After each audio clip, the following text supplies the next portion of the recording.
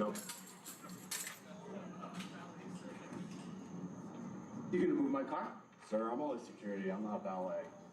Oh, you're only security? Yes, sir. You're not valet? Oh, I'm so sorry, man. Let me pick these up for you. Okay, let me get these for you.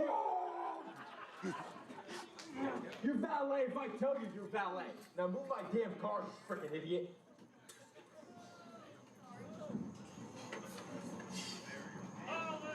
Hold up! Where do you think you two bozos are going? Let me make one thing very clear, Toots. With that leg, you never step. Yeah. Huh, great. I don't know what the hell you're doing. We need security. Keep Toots in the kitchen and away from the damn ring tonight. Let's go. Get over here. Come on, what are you doing? Get out of here. Yo, what up, Chad? Chaos, what's going on? Yeah, well, I'm saying, huh? You take him off, man.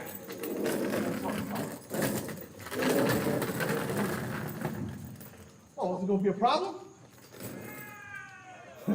I didn't think so.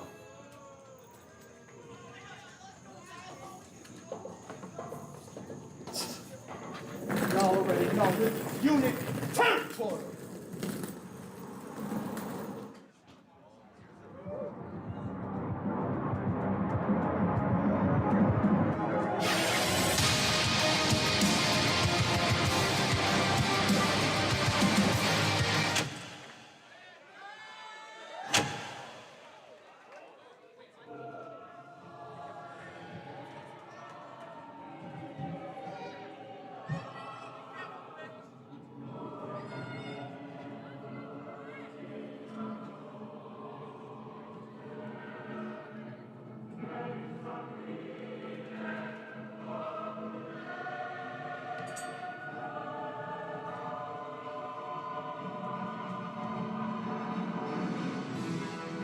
Your opening contest is a 6-person tag team match scheduled for one fall.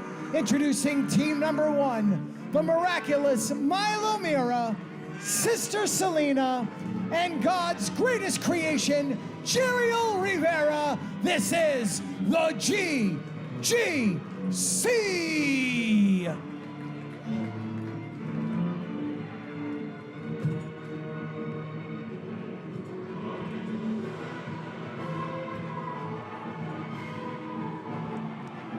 Welcome, everybody, to Chaotic Wrestling Underwater.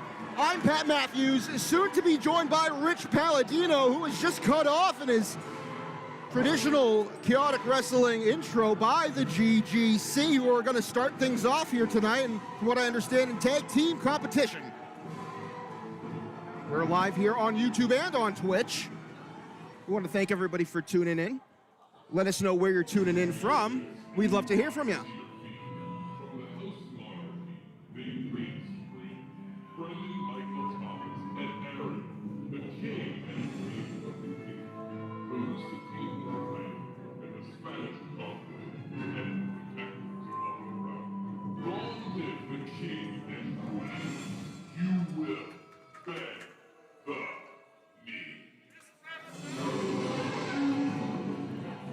Their opponents from House Monarchy, Prince Jamari, the King of New England, BMT, and the Queen of New England, Ariel. This is the Monarchy.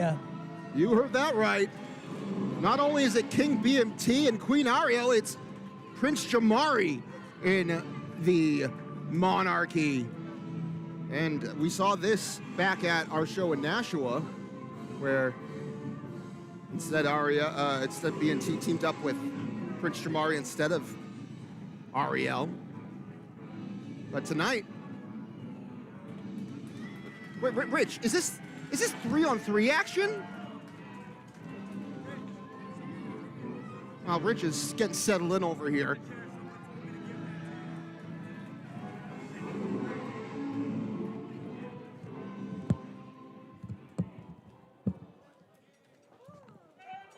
Well, it looks like the chaos has already begun. We didn't even get to kick off the show. And we've got Six-person tag team action to kick things off.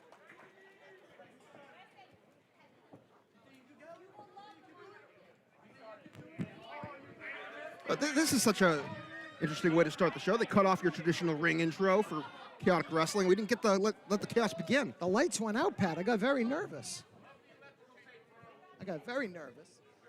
But we are here. We're in Watertown. We're in deep water. Oh, I thought it was underwater. My bad. Oh, in deep water. This is why we need you over here. Okay, now we're underway. Things are a little disheveled. We're on the road to Summer Chaos. Tonight we're in deep water. We're in Watertown, standing room only. Rich Palladino and Mr. PM Pat Matthews. And it looks like it is the miraculous Milo Mira kicking things off with the queen herself, Ariel.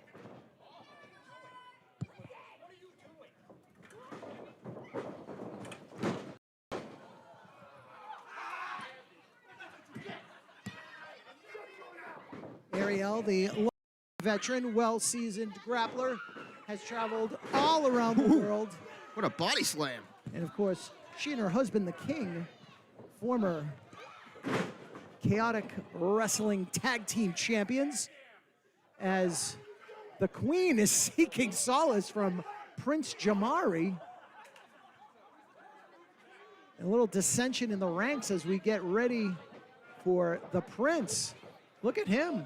A little headband. He's looking good. They're matching gear. I mean, I thought it was a one-time deal that he's officially in the monarchy, Rich. The monarchy is growing, whether we like it or not. And of course... Well, it's a little more positive now with Prince Jamari. Well, oh, caught him. Milo Mira just caught Jamari like, oh, Jamari one step ahead, rolls him up for a count. Come on, Rich, you got to catch up with the program here. It's Prince Jamari. Oh. Did I call him a king? No, you just said Jamari. You got to give him his formal title. He earned that. Oh. Oh, he almost tripped himself up there. The young up-and-comer getting a little ahead of himself, but he got himself back up on his feet. I noticed Milo Mira still had the pogo stick, despite the warnings of God's greatest creation, Jeriel Rivera. I don't know how, is Arcturus anywhere to be seen? Because I know he's not a fan of that pogo stick. Well, yeah, for Milo Mira, you better hope Arcturus is far away from here. He certainly does not like that pogo stick, even though that pogo stick has helped the GGC win titles and matches. But nonetheless, here we are in the ring. Jamari got that nice waist lock, but Jeriel Rivera able to reverse, gets a headlock in of his own. Controlling the action right in the center of the ring, an elbow to the midsection, almost releases the hold. Another one, but Jeriel Rivera, so powerful, so strong, now whipped off the ropes, just barreled right through the Prince. I mean, look at the size of this guy compared to Jamari, and that's nothing to take away from Jamari. It's just that Jeriel Rivera is a specimen. And hold on a second, Jamari trying to get Jeriel Rivera down. Oh, watch out for that chop. Oh, wow, Jamari nails one of his own. Literally right on top of us here at the Sons of Italy Hall in Watertown. We are bringing you all the action. The fans are in kind of a stunned silence because fans they're not big fans of the GGC nor the monarchy, so the fans are kind of torn as to who do we like, who don't we like. Very valid point, Rich. I didn't even pick up on that. You know what they like? Pogo stick. I was just about to say, I think Milo Mira has been turning some heads, and you know, on the other side of the ring, you got Prince Jamari, even though he doesn't have his brother Jamal, one half of Jam Jam. He's been turning heads himself. And before Jamari got knighted as a prince, I remember announcing him in a match as one half of the Jam Jam boys. 145 pounds, not the biggest kid on the roster, no, that's for sure. No. And Jeriel Rivera. What's this? Oh, come on! That yardstick was just snapped in half across the back of Prince Jamari from Sister Selena due to the distraction of Jeriel Rivera. And that gives Jeriel the opportunity to connect with a well-timed, well-placed suplex right in the center of the ring and only a count of 2. And you got to give it to Jamari, Prince Jamari, that he was able to kick out of that. That was a brutal shot from that yardstick. Not many people would be able to recollect themselves after that and then get attacked by someone like Jeriel Rivera afterwards. Well, I mean, he's been training at House Monarchy and learning to endure more physical pain. And Good God, what are they doing to him, Rich? They're probably breaking yardsticks over his back. That's probably a good strategy, knowing what they're getting themselves into. But here, Sister Selena with the big suplex. Cover. Referee's distracted, though. And she had Prince Jamari, pinned. The Monarchy, that's their veteran awareness. They've been here for over 2 decades now. I mean, come on, combined, they got to have at least 35 years of experience together. Oh, easily. And now the Prince is learning. He's gaining more knowledge, being affiliated with the King and Queen of New England. As Milo Mira back in, catches Prince Jamari. Sidewalk slam right in the center of the ring. Ooh. And BMT was right there to break up the pin. But again, you got to focus on Jamari here. He was able to kick out without the help of BMT. This is why he's turning heads. Blind tags made. Sister Selena back in the ring. Well-placed boot to the midsection. This is just our opening contest. And as you know, we always like to acknowledge the crowd, our referees, yada, yada. Give you a nice little shout out. Lights went out. Out comes GGC. You were mentioning how the crowd's a little disheveled. Not only is it because they don't know who to decide to root for in this match, it's just because they didn't get that. Let the chaos begin, Rich. It's already begun. It has begun. Another- We had no choice. You didn't have to say anything. Yeah. Another count of 2. Quick tags by the GGC. Oh, my God. Rivera just planted. Jamari's got to get out and tag either the king or the queen. Rich, he landed on the back of his head. I don't know if our cameras caught that. Jamari, we're right here. We're feet away. Jamari just landed on the back of his head. And now, look at Jaro Rivera manhandling him. And Jamari was just in no man's land in the corner of the entire GGC while referee Brendan Paul was distracted by the Monarchy as Jeriel Rivera continues to pound away and administer more punishment, but Jamari lands on his feet off the ropes. Uh-oh. Caught him like a small child. That was a good attempt there from Jamari, but unfortunately, Jaro Rivera caught him and delivered one of the most devastating spin-out slams I've seen in a while. GGC, you know, they're looking to reclaim dominance here in Chaotic Wrestling. Tag Team Championship, New England Championship, no longer a part of their stable. And Jamari is still trying to fight back, but I think Jeriel's just too powerful. God, yeah. And you need someone with more veteran awareness in the ring to take on the champions on the other side. We got a former New England champion over there. Well, collectively, they defended the New England Championship, I should say. They're former tag team champions. And you got a newcomer like Jamari. What's going on the outside? Sister Selena had picked up a piece of that broken yardstick, and Milo Mira prevented her from bringing it into the ring. And they're having a war of words, as we're seeing at ringside, while the action continues inside. Jamari got the upper hand there. I think he has an open lane. Tag made, Rich. BMT is in. Longtime veteran taking out Jeriel Rivera, while Selena and Milo Mira still arguing at ringside. Oh! Suicide dive, BMT in complete control. If these fans weren't sure who to side with, they're quickly taking to the Monarchy.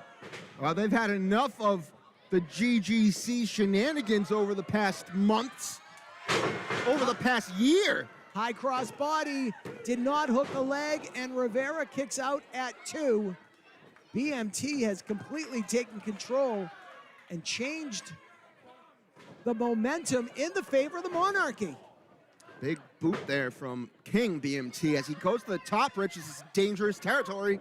And what's Sister Selena doing? Oh, she's getting waylaid by Queen Ariel, who is just pounding away. She's not afraid to even things up. Now, Sister Selena is outmatched by this veteran, and just as I say it, she gets the upper hand. Oh! Just face planted Ariel right in the ring. Oh, super kick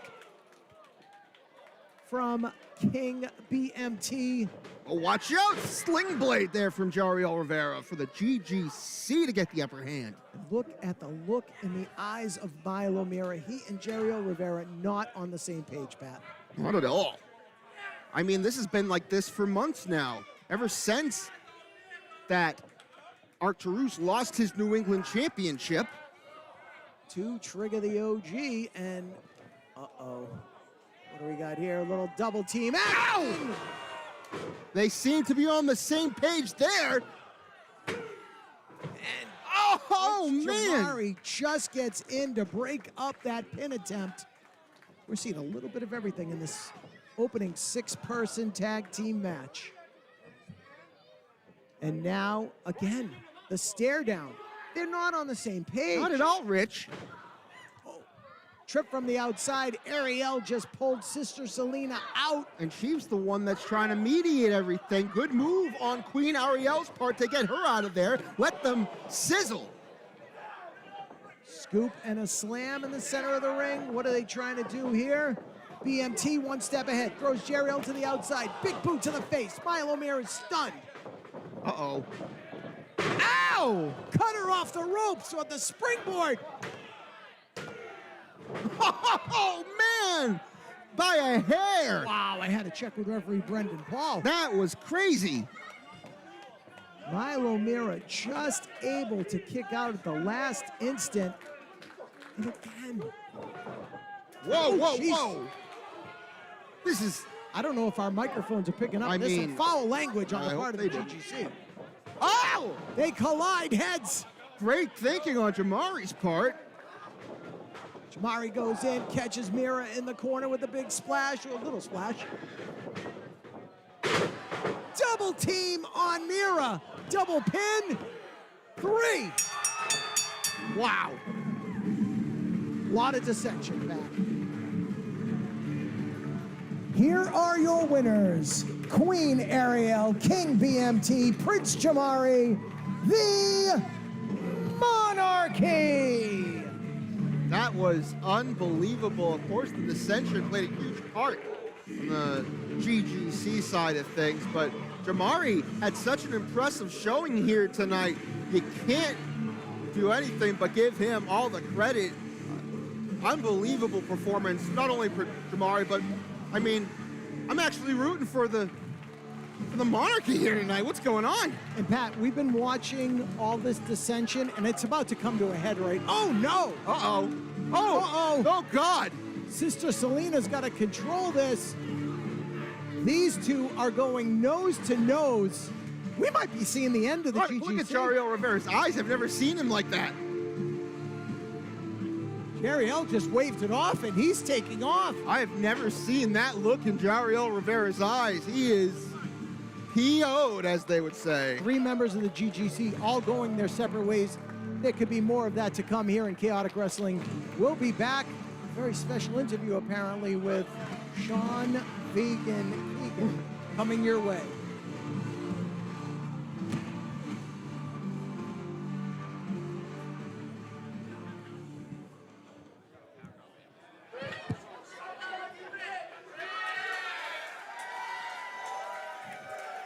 Well, you never know what's going to happen. The chaos has already begun, ladies and gentlemen. We got right into that opening 6-person tag. Let's continue right now. Would you please welcome my very special guest, Sean Vegan Keegan.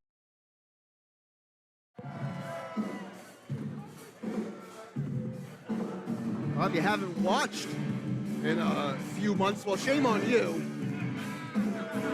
But ever since the Chaotic Countdown, we have a changed man in Sean Keegan Vegan. Ever since he turned on Seabass Finn, longtime tag team partner and, more importantly, friends. And we've got his new ally that we saw introduced in Nashua.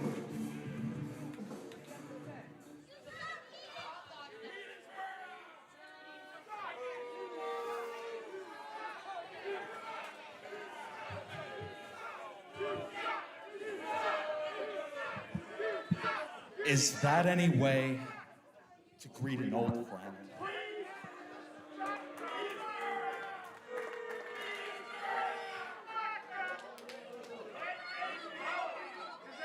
Regardless of your ungratefulness,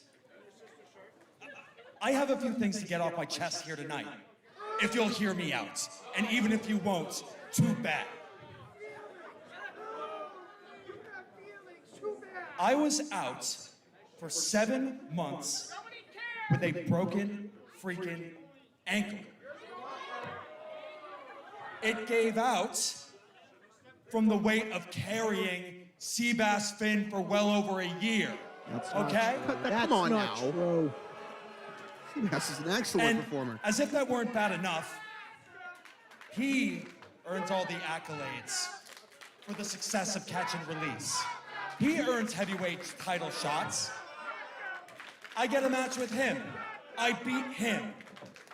He gets a New England Championship opportunity. How many singles matches did he lose in 2024? Too many to count. I lost 1. I don't need him at all. He's obsessed with me. I gotta be dressed for a fight. I wasn't freaking finished. Well, I don't think he's finished with you, sir. Just like you to steal my thunder here too, huh? and Seabass Finn has his own microphone. And this could break down tonight, Pat. What a shame.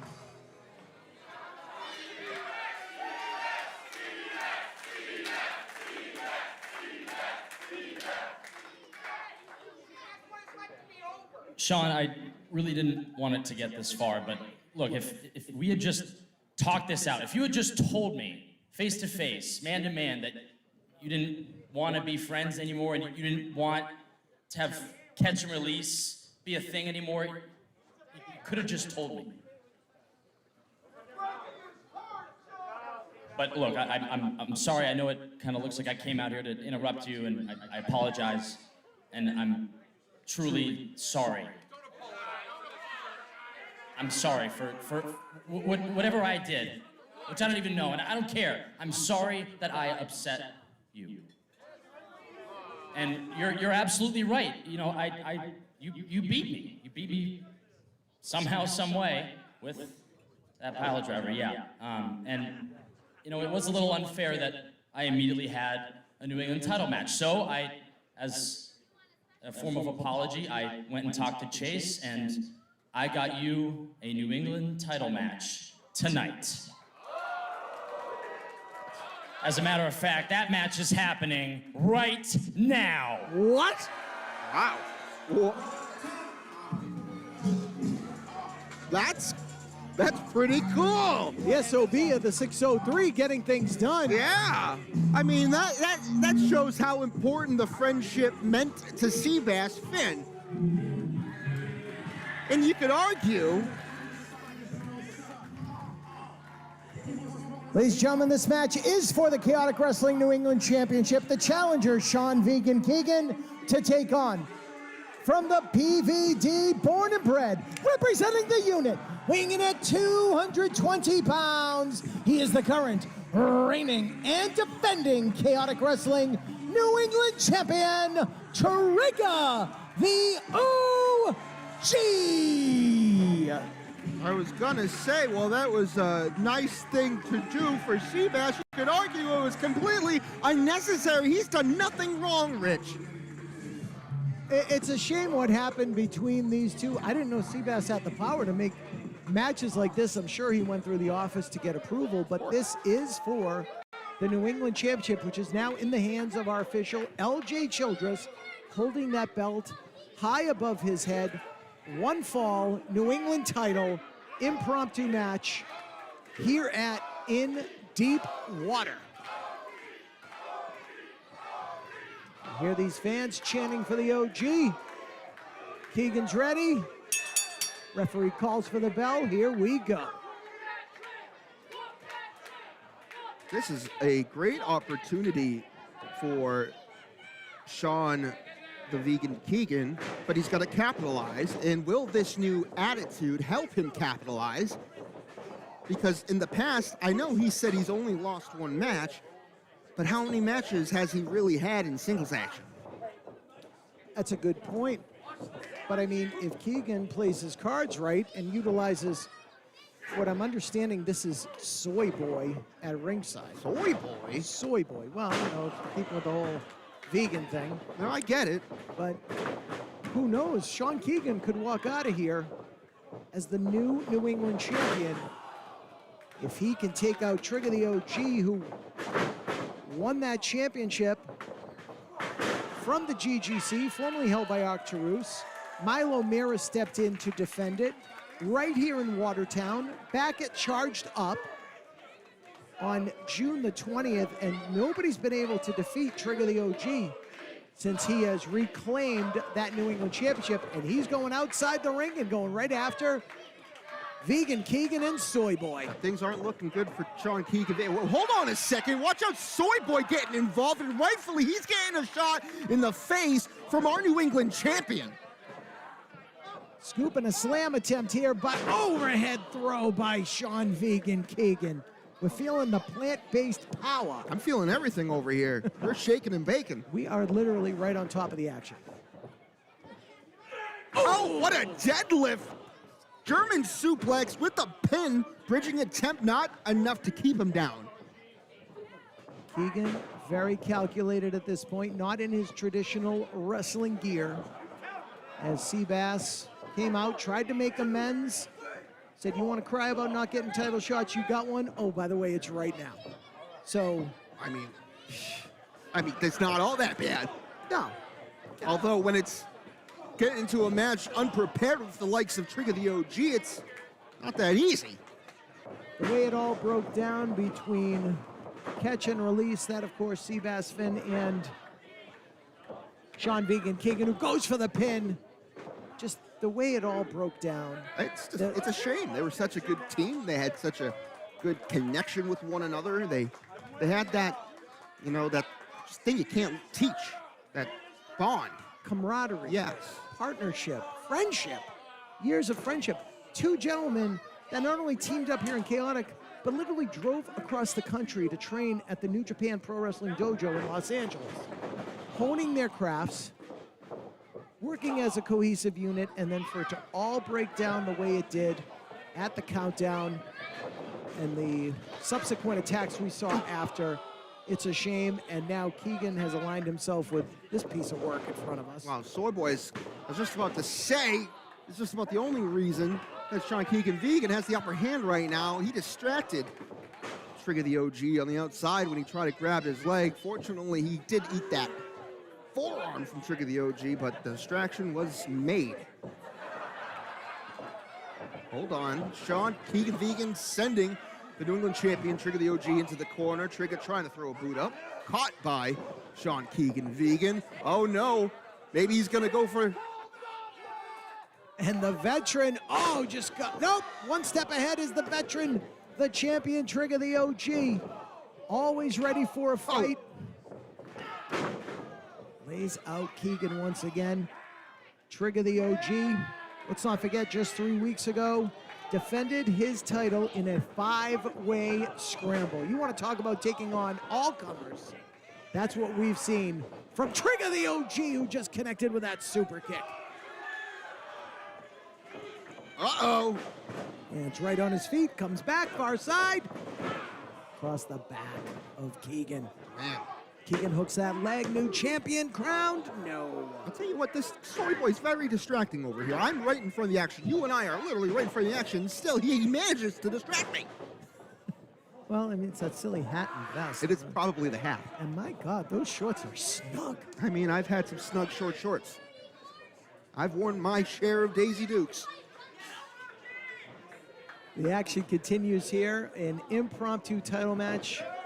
I've been told our Panoptic champion is going to be here tonight. That's Calvin Dumont. We've got the tag team titles to be defended. Your main event for the heavyweight title. The former champion Ricky Smokes, oh, almost had a collision on the outside. What do we do? There's your collision. Down goes Soy Boy. Watch out. Trigger the OG's gaining some steam here. We'll talk about tonight's main event later as this action continues here in our impromptu New England Championship match. Big back body drop by the champion. Things were looking so good for Sean Keegan Vegan, but right now Trigger the OG is showing why he is the veteran in this matchup. And he says he's going up from the PVD born and bred to the top rope in defense of his New England championship. Oh, big cross body from the champ. Ooh. And only a count of 2. Man. Trigger the OG has taken on all comers. This is his 4th title defense since regaining that New England championship. And the fans solidly behind the champion. Trigger the OG, 1/3 of the unit with our tag team champions JT Dunn and Danny Miles. They run things here. This is unit territory here in Watertown, if I'm not mistaken. That is true. This is where they had their big reunion officially. Ooh. That great speech, that very emotional speech from Danny Miles. Watch how that was a close one. Referee almost got caught in the action there in the corner as Keegan with the lefts and rights and a well-placed boot to the midsection. Cinches the OG up. No, another backdrop. Oh! Who's got who? Trigger's got Keegan. Not enough, though.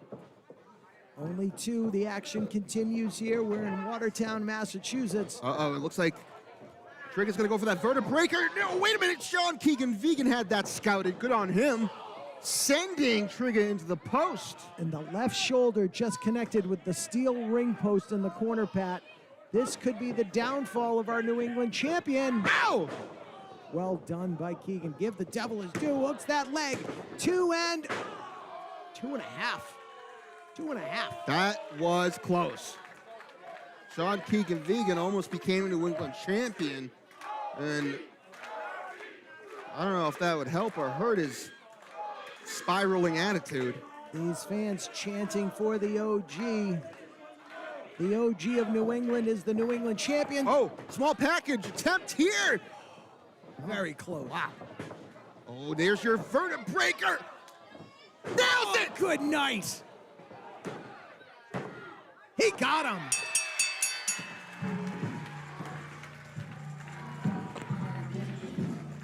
Here is your winner and still Chaotic Wrestling New England champion, Trigger the OG. Trigger the OG. Winning it here tonight. Oh, come on, come on! Haven't we seen enough of the GGC here tonight? I was going to reference, you know, there's still obviously a lot of bad blood. Oh, and here's Octorus. He is here. Do you think I forgot who that belt belongs to? Just because the GGC makes a mistake doesn't mean we don't learn from them. He didn't technically lose his own title. The unit could learn something from us.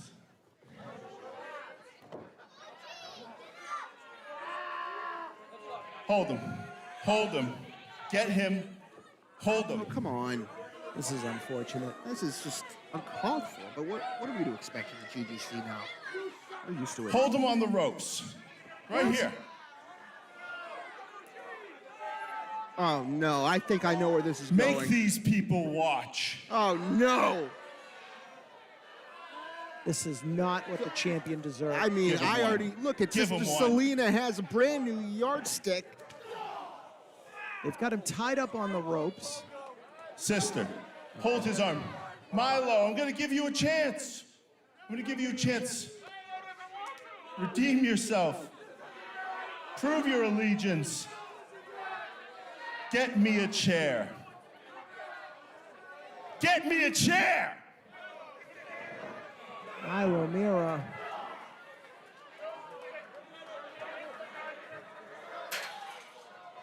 Reluctantly grabbing Yeah, he the doesn't chair. look too excited about this. Don't forget, it was Milo Mira that was defending the New England Championship for Arcturus and went down in defeat and lost the championship. He didn't, Trigger the OG. because he wouldn't use the pogo stick at the order of Arcturus Rich. Now, oh, look. Oh, come on, you sicko. Oh, no. You sick SOB. No. Come on, Milo. Hey. I'll make the decision easy for you.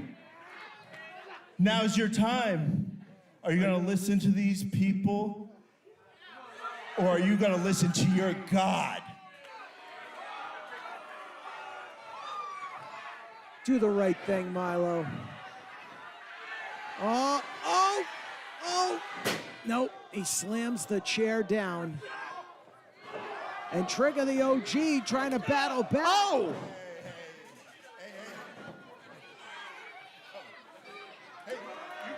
You can have it. You can have it. Oh, wow. You don't gotta do anything to me. Suddenly so You don't scared. gotta do anything to me, OG. Hey! Oh! There it is! Oh, Milo, my boy. Get it. I hit it here. It's right here. Get it. He hit it. Hit what? What is going on? On your knees, Milo. Oh, no. On your knees. That's a table. Pray. Pray!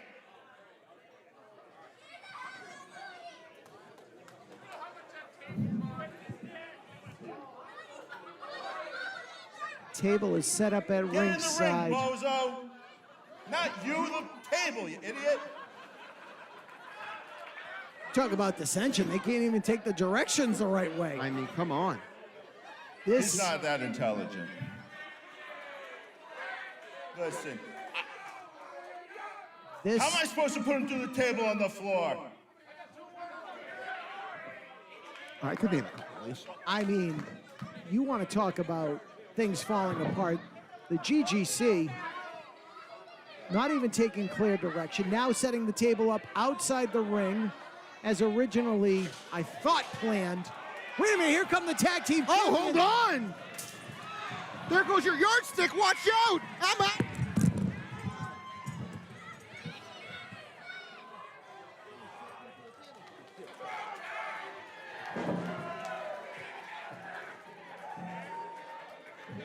Pat Matthews, much younger than I, able to get out of dodge. There was a lot going on right there. The GGC has absconded the ringside area, and our tag team champions, thank God, have come out to save our New England champion. This is unit territory. The unit is a cohesive unit, unlike the GGC. And look who's standing tall. Our tag team champions and our New England champion, the unit. Pat, things are completely out of control. I'm out of control. What's going on here? I don't like this one bit. This is dangerous territory here.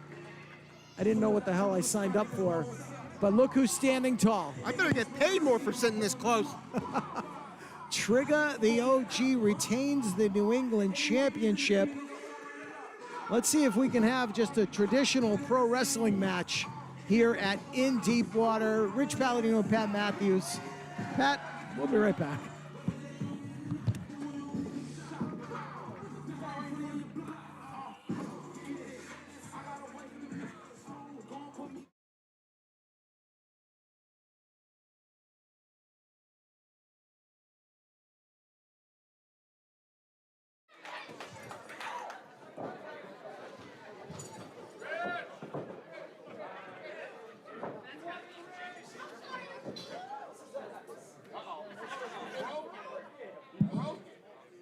This is out of control, ladies and gentlemen.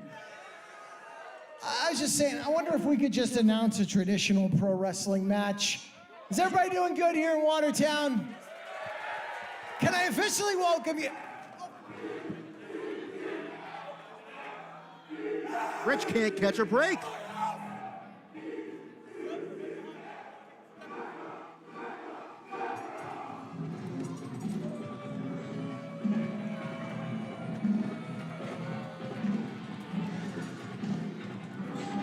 Now look at this, that's Cash McGinnis. Of course, with the Mecca Brian Johnson, former chaotic wrestling heavyweight champion. Two-time champion. Listen, Toots, if you were bald and you didn't have such a crappy hairdo, you wouldn't show up single every Friday night, so shut your mouth. And I don't know if you guys realized, But the Mecca's such a hot commodity that God him freaking self is stealing my lines, because all I see in the crowd are a bunch of freaking bozos.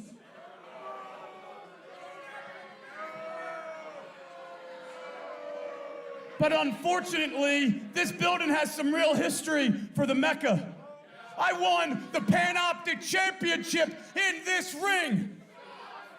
I dressed up like a way better looking woman than anybody in Watertown has ever seen, and I won the heavyweight championship.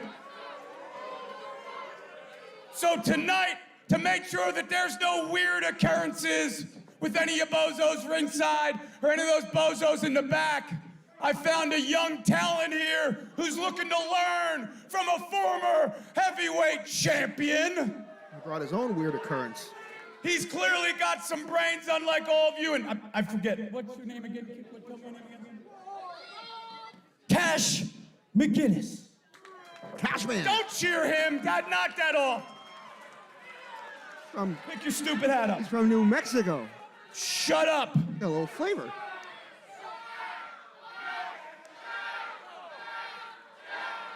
Listen, this kid came here with a brain. He wanted to learn from a former champion.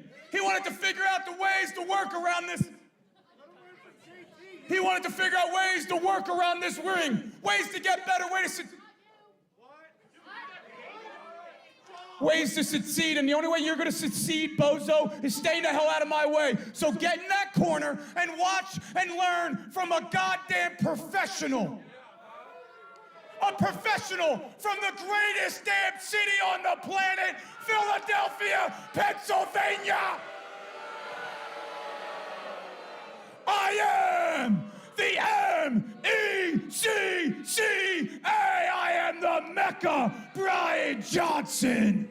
You know, Philadelphia has its own flavor. It's like sewer water. And here comes Armani Chaos.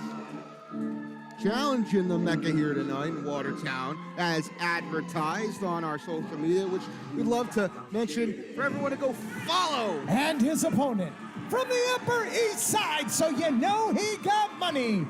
Weighing in at Skinny Legend, the K-Tastic one, Armani Chaos. And here comes the former Panoptic champion himself, Armani Chaos, one of the founders of the Panoptic division, who's been on the rise the past couple of years. Taking on the Mecca here tonight, and you know, as Rich once again gets settled into the ring and Armani Chaos makes his entrance, you have to think when Mecca says he doesn't want Cash McGinnis distracting anybody, he's out here looking like a human disco ball. I mean, for the love of God, I just want to introduce a match the way it's supposed to be done here in Chaotic Wrestling. We've had nothing but disruptions, lights going out, people coming out with microphones. That's you. Well, it's my job. I mean, that's what I kind of signed up for 30-something years That's ago. why you're so mad they're stealing your gig. They're taking my shtick. You didn't even get to do your introduction, and then everyone else is talking. They've done 75% of the talking. You've talked only about 25% of the time. That's beside the point. We're in a match right now. I'm gonna stop talking. This is an official match. The bell has sounded. Armani Chaos, former Panoptic champion, against former heavyweight champion, the Mecca, Brian Johnson, who unfortunately is back with us in Chaotic Wrestling, returned at the countdown, and now we just can't seem to get rid of him. Yeah, you said that right. You remember there was a little over a year and a half, maybe 2 years ago, in this very building where the Mecca cashed in his Chaotic Countdown contract in drag, dressed as a female, to beat Brad Cashew and become, once again, Chaotic Wrestling heavyweight champion. Well, by any means necessary, they say, right? This guy is slick, he is cunning, and he will get you. You gotta watch out, and I'm still not exactly sure what it is that he sees in Cash McGinnis or what he wants from him. Exactly, he's saying stay out of the way. Then why are you here? Why did you bring him here? You don't even know the guy's name. I was gonna say, he didn't even know who the kid was. He's always got to have somebody. He's always got to have like an enforcer, Remember he had that referee, who's he, what's it? The ugly guy? Oh, yeah, yeah. He had the mole on his Camden forehead or something? something? I don't Yeah. know. How'd that work out for him? I got them all removed. Watch out. Big punch there from the Mecca. Oh! Waistlock broken up by Armani Chaos. The K-tastic one going for a Boston Crab, perhaps. Can he turn his man over? Now let's not sell Mecca Brian Johnson short. Look at that from Armani Chaos. What strength. He's been at the gym, Rich. We've seen the social media posts. Best shape of his career is Armani Chaos.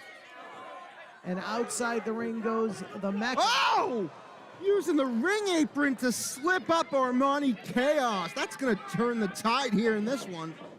Upper hand Mecca. Oh, watch out. Coming away! Ooh, right into the turnbuckles. Down goes the K-tastic one down in the center of the ring. Cash McGinnis applauding approvingly at ringside as this match continues.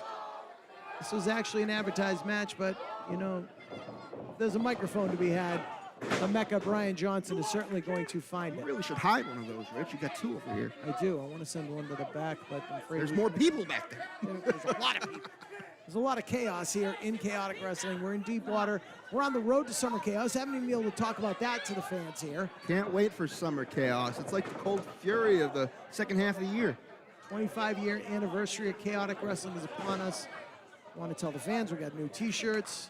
I can see a couple out in there in the crowd. My God, just so much going on. Still standing room only here.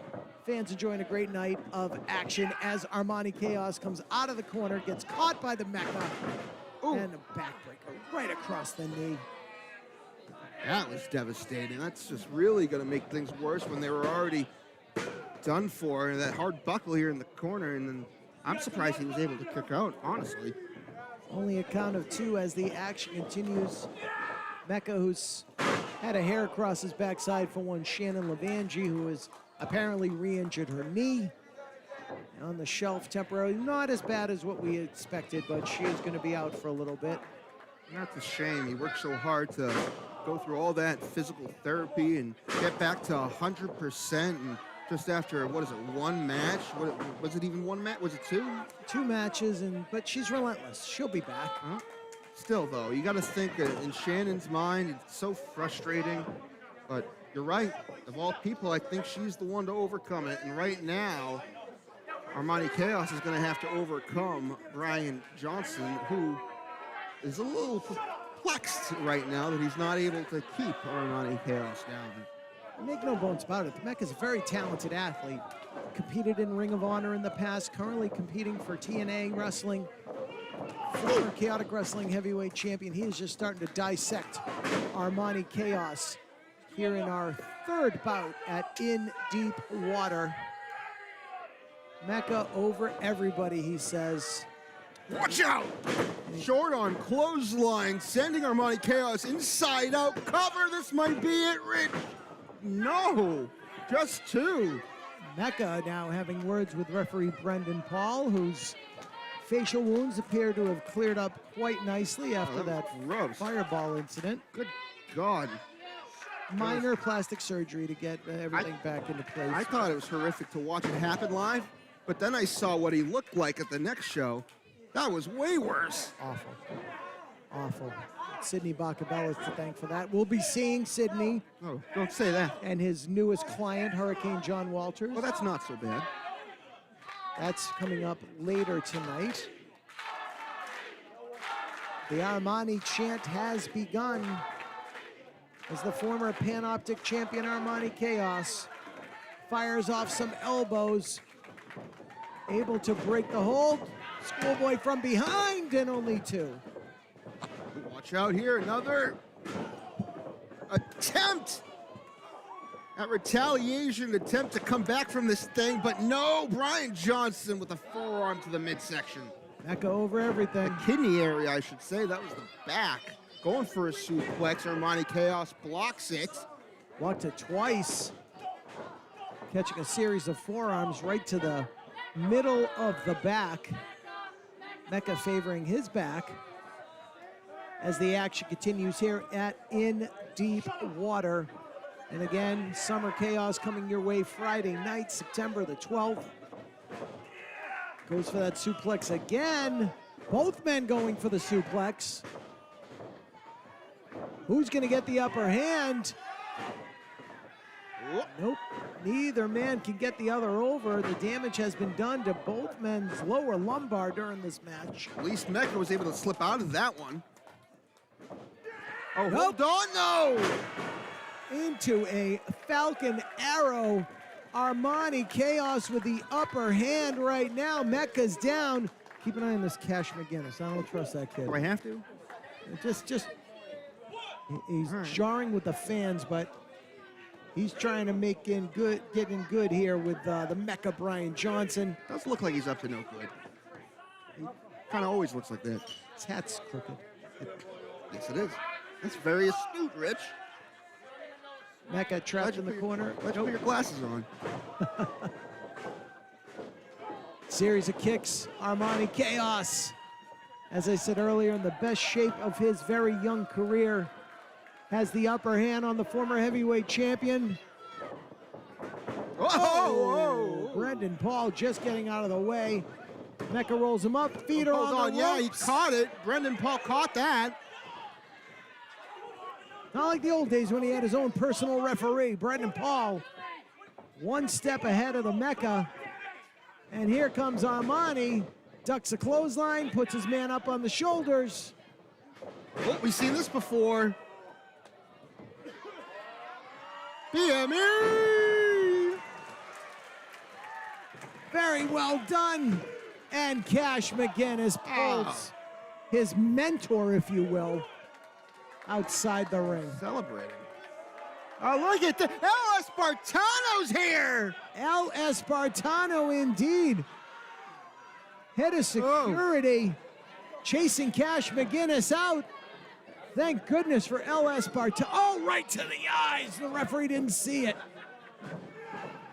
Oh! Power bomb. Tiger. No! Wow! Man, I can't believe Armani Chaos kicked out of that one, Rich. Well, Cash McGinnis has been sent away.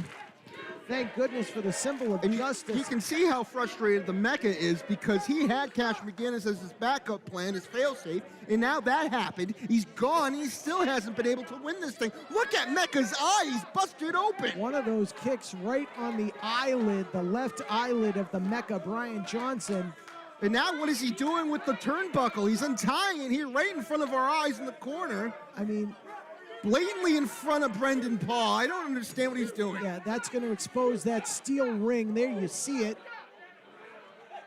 Oh, come on. You can't do that to an official. I would just disqualify him. Mecca Brian Johnson. I'm surprised Brendan Paul let that one go. Look at that inside cradle, though. Inside cradle. Man, if Armani Chaos had the benefit of didn't have the distraction from the turn, you know what I'm saying. I know exactly what oh! How about that rear view? He got him.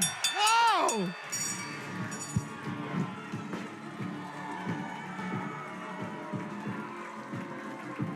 Here is your winner, the Cake-tastic one. Whoa, hey, come on. Chop blocked him from behind. Come on. The Mecca. Just a sore loser. Here comes Cash McGinnis. Now he's going to beat down Armani Chaos. I mean, for the love of God, this night is out of control. Why? We need a commissioner. We need somebody from the office here. There goes the turnbuckle once again. Mecca with a cut over his... Oh, and down goes Brendan Paul again. That wasn't just a slight shove there. He pie-faced him. Fines are going to be levied. And here comes El Espartano. The symbol of justice, thank goodness, was able to get Cash McGinnis out. El Espartano back. Wait a minute, what's he doing? Oh, what was that? Double clothesline. El Espartano going up top. That's Shannon Levangie. That's not El Espartano at all. What the? And here she comes. Takes down McGinnis. Well, I thought she was injured. I thought she had a knee injury.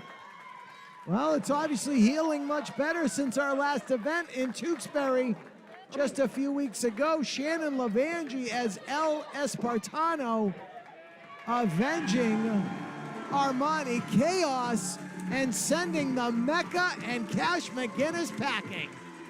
Wow. Crazy. What else are we going to see, Pat? This has been one wild night here in Watertown. And I hear from Shannon Lavangi, she wants the microphone.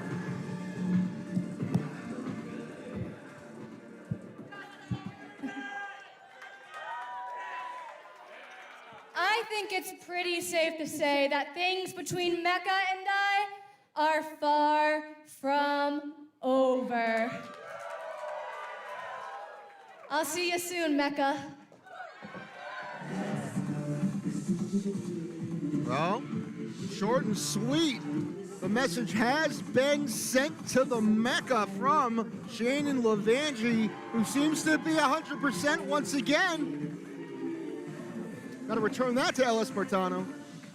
Well, folks, things are still going here tonight in Deep Water.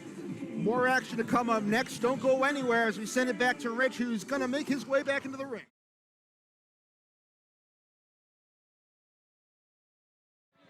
I'm going to try and do I found my glasses, thank you.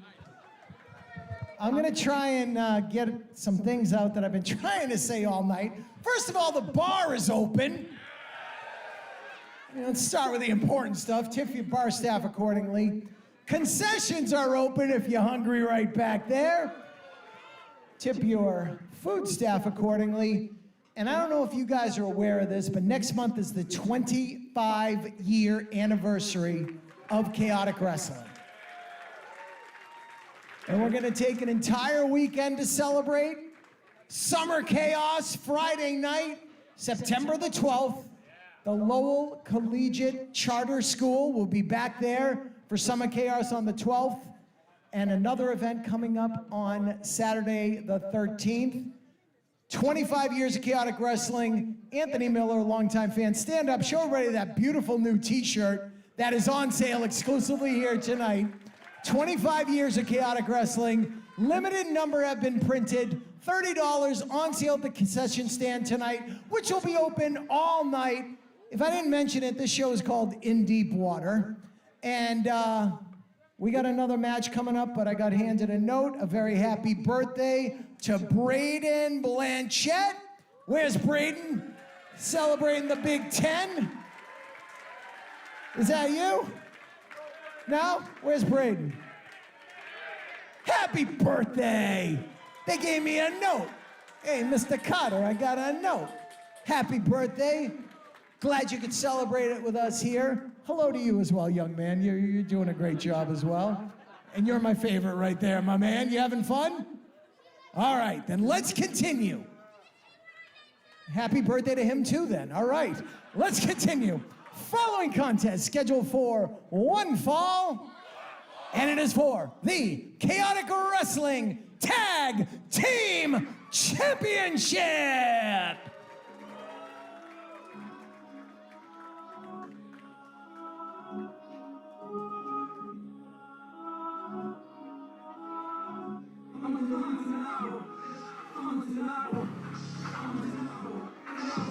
Introducing first the challengers, hailing from Bridgewater, Massachusetts, and San Juan, Puerto Rico, respectively, at a total combined weight of 386 pounds, the undeniable DJ Powers, and the Spotlight, Jose Zamora. They are Powers of Influence.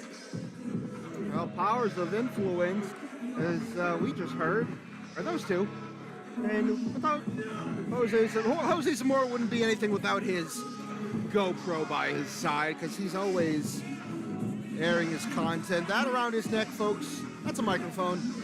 And I'm sure a lot of you tuned in are big fans of Jose Zamora, and to each their own.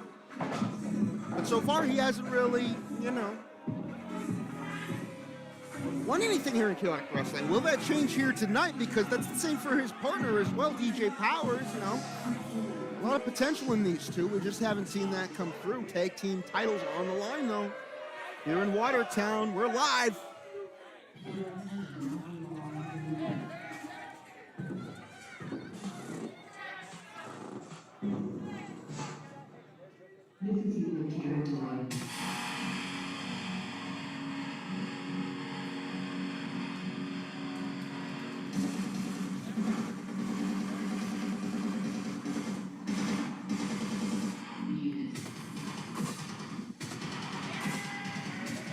And their opponents hailing from Palmer, Massachusetts and Providence, Rhode Island, respectively, at a total combined weight of 404 pounds. They are the current, reigning, and defending Chaotic Wrestling Tag Team Champions, Dream Crusher Danny Miles and the one, JT Dunn. They are the Unit! The Unit getting a little airtime in the social media GoPro of Jose Zamora.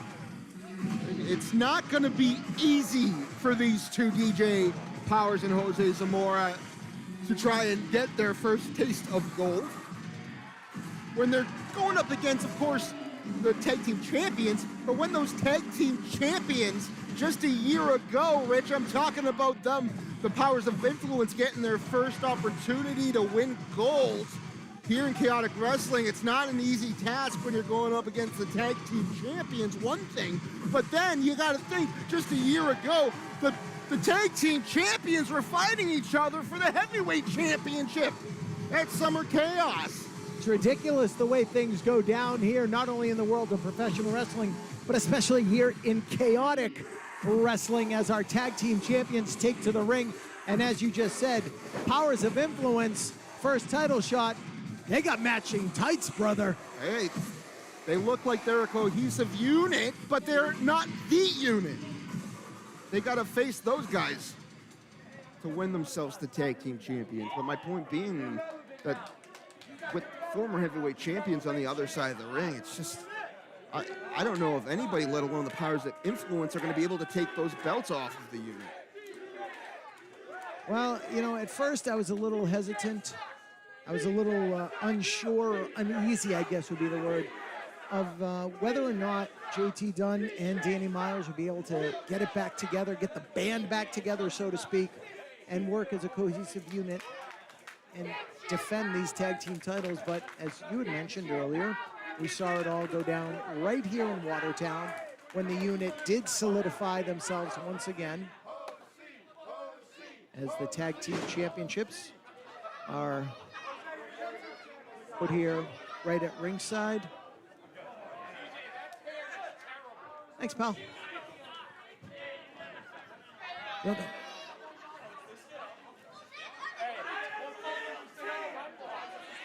All right. Getting things squared away here. Danny Miles and JT Dunn set to defend their tag team championship. There's the bell. Our second title match of the evening is officially underway. Jose Zamora, mic'd up, of course. Thank God we can't hear him. You have to follow Jose Zamora on all his social media platforms, as he's got his camera set up right here. Oh my goodness. I wonder what guys like Bruno Sammartino and Harley Race would think about a wrestler coming to the ring with his own little camera and a microphone around his neck. My goodness. My God. Oh.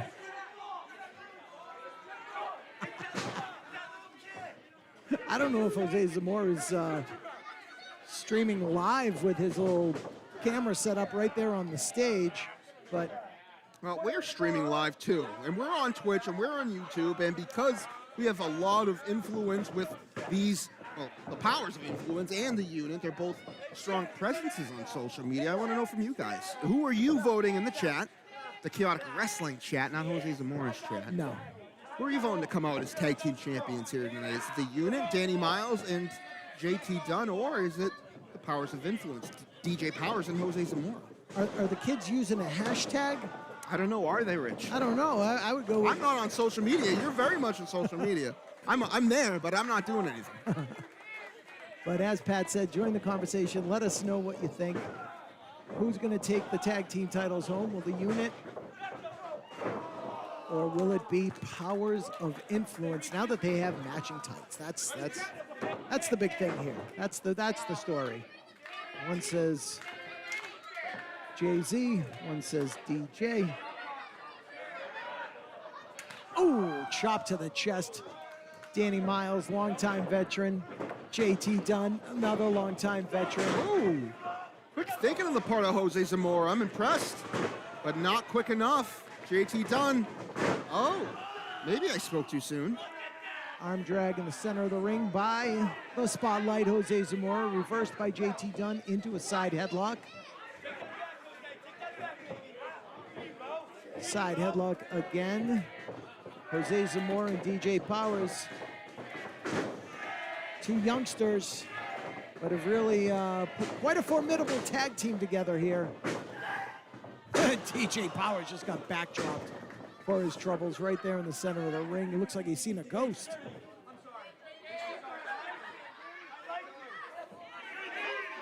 "148 days that JT Dunn and Danny Miles have reigned as tag team champions.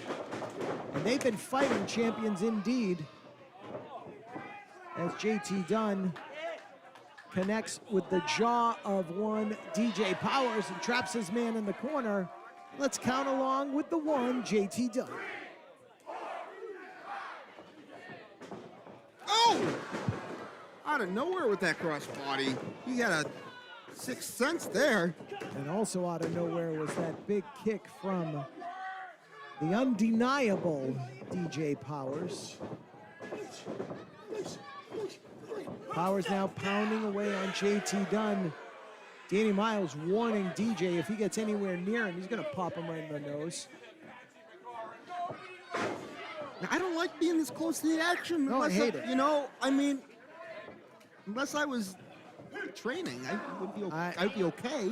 But right now, I am very uncomfortable. We're on a stage, it's very thin. We have to turn our chair sideways, Rich. We sure No one do. cares about us. We sure do. But hey, let's face it, with this little stage here, if I go down, you're going down too, man. I'll save it, Rich. We'll just keep the headsets on and keep talking as we hit the floor. That's it. I'll let you know how it's going underneath. Right now, it's not going well for the unit. Yeah, I'm very impressed with the teamwork of Powers of Influence.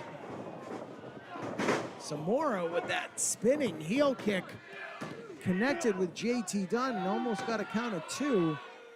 We're approaching the 5-minute mark in our tag team title match. Still to come, I'm told our Panoptic champion is here, Calvin Dumont. Oh, boy. And we didn't get to talk about it earlier because there was so much going on. Chaotic Wrestling Heavyweight title on the line tonight. The former champion, Smoke Show Ricky Smokes, challenging our current champion. No gods, no kings, only mortar. And that's going to be a fight. Long-awaited rematch that Ricky Smokes has been waiting for. Wants his title back, wants to bring it to the Vanity Project, if you will. And Jose Zamora laying the bad mouth on Danny Miles as he starts to dissect JT Dunn. Backed into the corner, blind tags made, DJ Powers. Back into the ring, gonna have a little double suplex here, I think. Oh, I used to know a tag team around here that used to do one of those, double suplex. Couple of tag teams. I mean, the recent one, the Dante Dragon and PVD. Yes.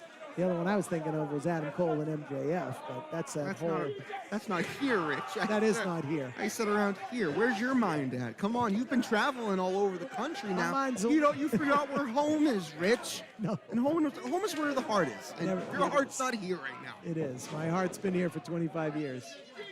Outside the ring goes JT Dunn. Legal tag made. So Jose Zamora is the legal member of Powers of Influence. And I gotta tell you, I'm a little surprised and albeit impressed with Powers of Influence.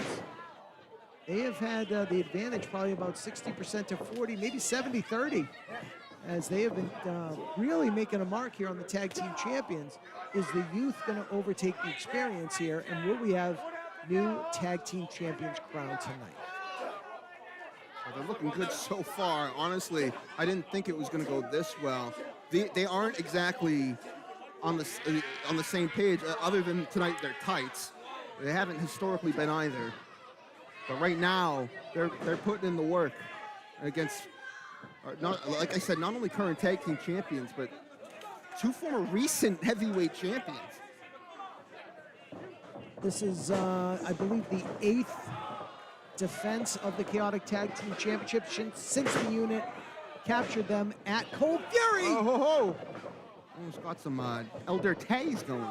JT cutters. Ooh. Elbow ducked there by DJ Powers. And look at Jose Zamora. We saw this before. Oh! Right across the back, DJ Powers with a quick cover and only a count of 2 despite hooking the leg. You know, I take that back. It's not just the tights. These guys are on the same page here tonight. They clearly have been putting in the work. I don't know where they find the time. Jose Zamora is always on his phone. But they have been clearly working together. And they're impressive tonight. But so are our tag team champions. You look at the teams that they've defeated. The Miracle Generation, the Monarchy, the GGC. The former team of Sean Keegan and Seabass Finn, Catch and Release. Well, hold on a second. DJ Powers just got in the face of Danny Miles, got a little physical. Danny just trying to retaliate, but this is just setting up a distraction for the Powers of Influence to double team JT Dunn, excuse me, in the corner. And I just got word from our Chaotic Wrestling statistician, Mark Douglas, has just informed me this is Powers of Influence second crack at the tag team titles. They teamed together here in Watertown back in May and lost to the unit, but they were not the Powers of Influence then. They were just DJ Powers and Jose Zamora. These two have really excelled as a tag team, gelled very well, matured very well. Well, everything's unraveling right now because the unit is firing back. JT Dunn was able to get Danny Miles back in the ring, who just delivered a huge cannonball. Here's one for Jose Zamora. Danny Miles cleaning house. JT Dunn had taken too much punishment for far too long. And Danny Miles is fresh as a daisy. Double knees to the midsection, the gut buster, if you will, and only a count of 2. He was as delicate as a daisy. Oh. Man, it's violent. The era of violence with Danny Miles, we saw that. Oh, whoa, TJ Powers making the save there. Maybe he had to suffer because of it.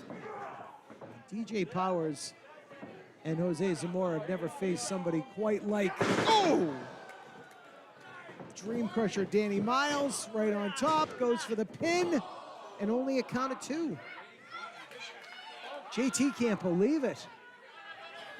10 minutes have elapsed in our tag team championship match here tonight as Danny tags back out, JT Dunn back in. JT literally just getting off a plane with his beautiful family, took his very handsome son Paxton to Disney World for the very first time.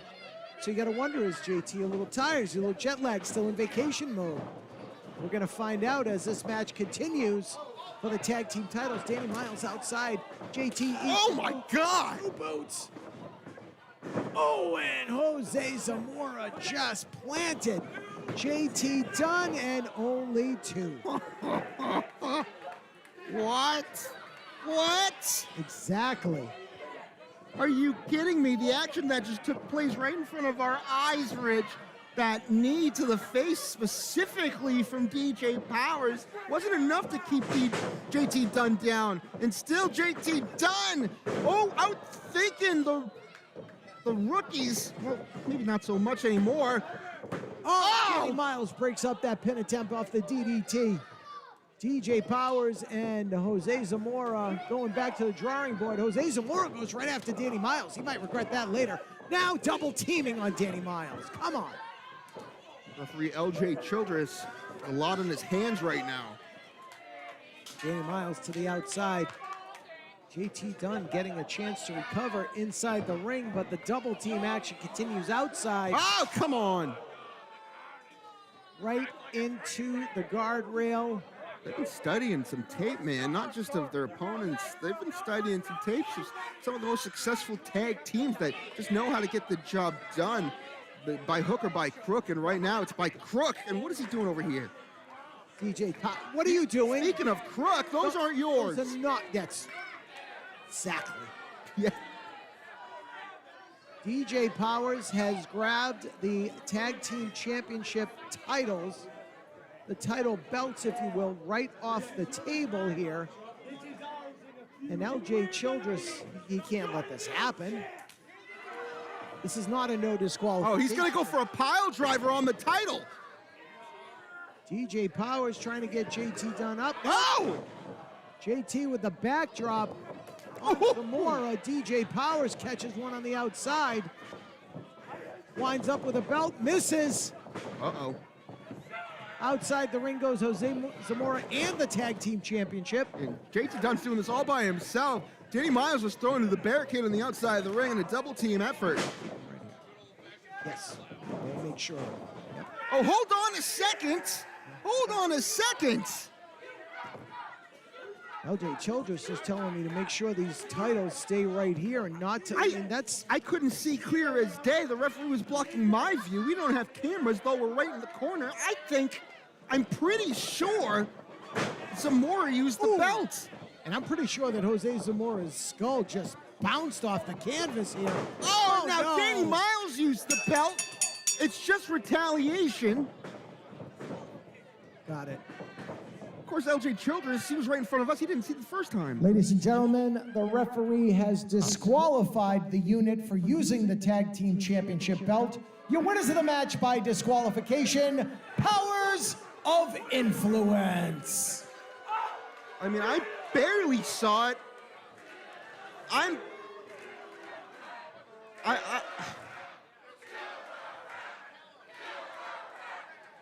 However, the titles cannot change hands on a disqualification. Still your Chaotic Wrestling Tag Team Champions, The Unit.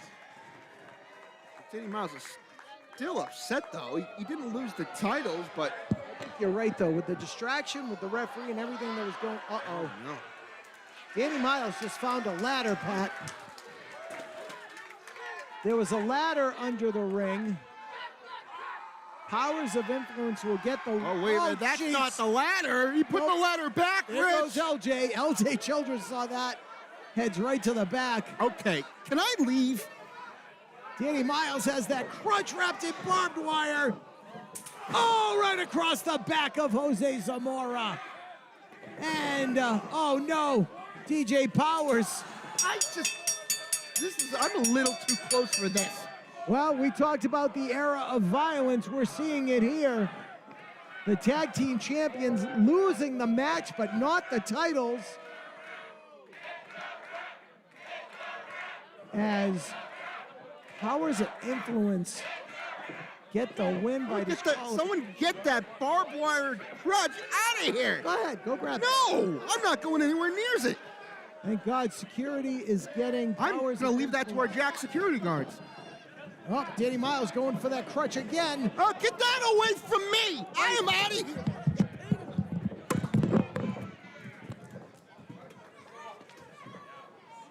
Well, Pat Matthews has just left the broadcast area, and I don't blame him because that barbed wire was just dangling right over my head. But JT Dunn and Danny Miles retain their titles, but lose the match on a DQ.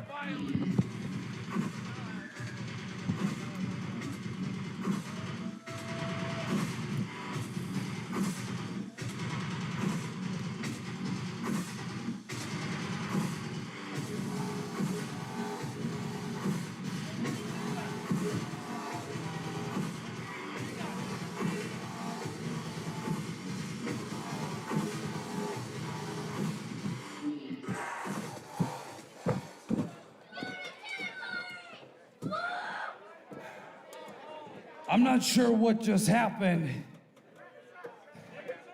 but if Danny's got that look in his eyes, and that thing is back in chaotic wrestling, I think it's safe to say we're gonna enter a new era of violence.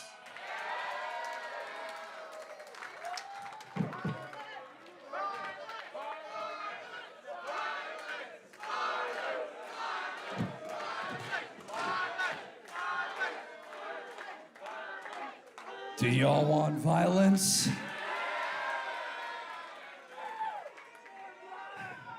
I got hit in the head with what I think was our championship belt, so my hearing's a little skewed. They hit me with my own belt. That's a real piece of shit move. Yeah, it's my son's birthday.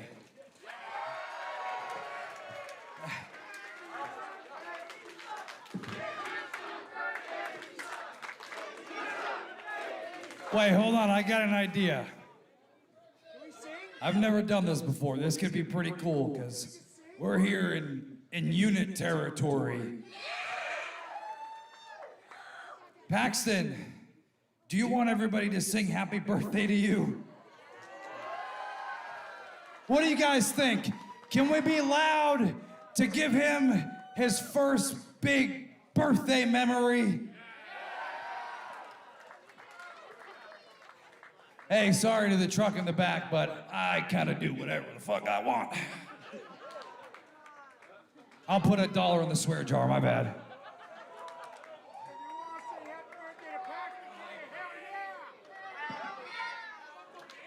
We're gonna sit here with Uncle Danny. Paxton just turned 1, and he went to meet Mickey Mouse. And then we came back here to see all of y'all. So on 3, let's give him a nice big happy birthday song. 1, 2, 3.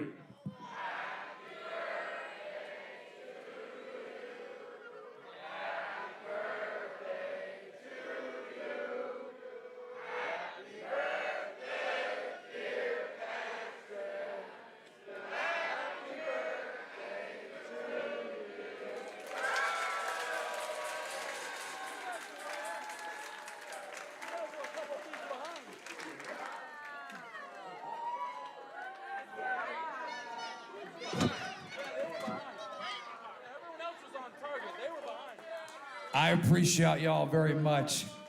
As a wrestler, it's cool to whoop some ass, but I think a better feeling is being here with my family and being a dad.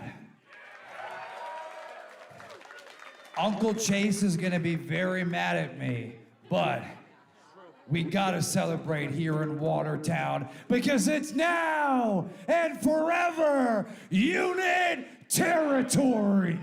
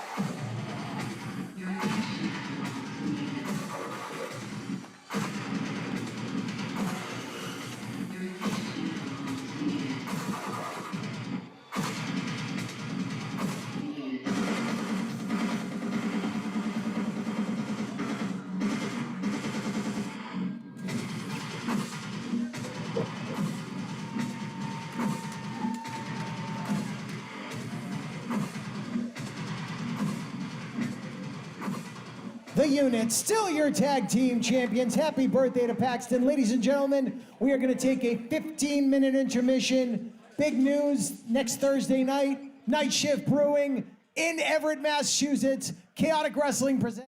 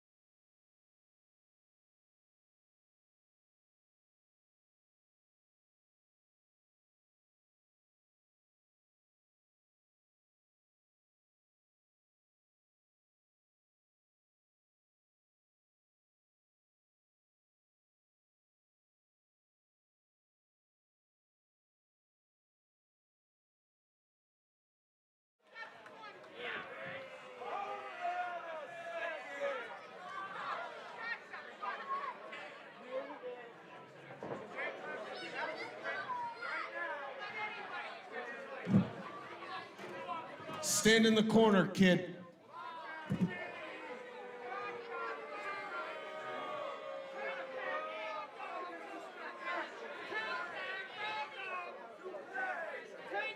When someone as important as me is standing here, that's when you losers keep your mouths shut.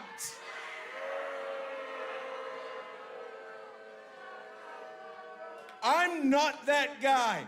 I will come out there and slap every one of you in the face.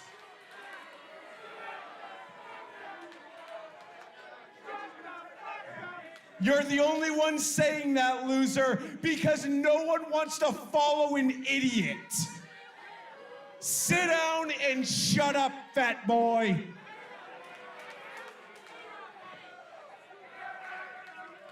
For those of you that don't know, my name is Sidney Bacabella, and I am the former WWF Hall of Famer. And I represent one of the greatest professional wrestlers to ever step foot in this dump of Watertown, Massachusetts. You losers should be on your feet.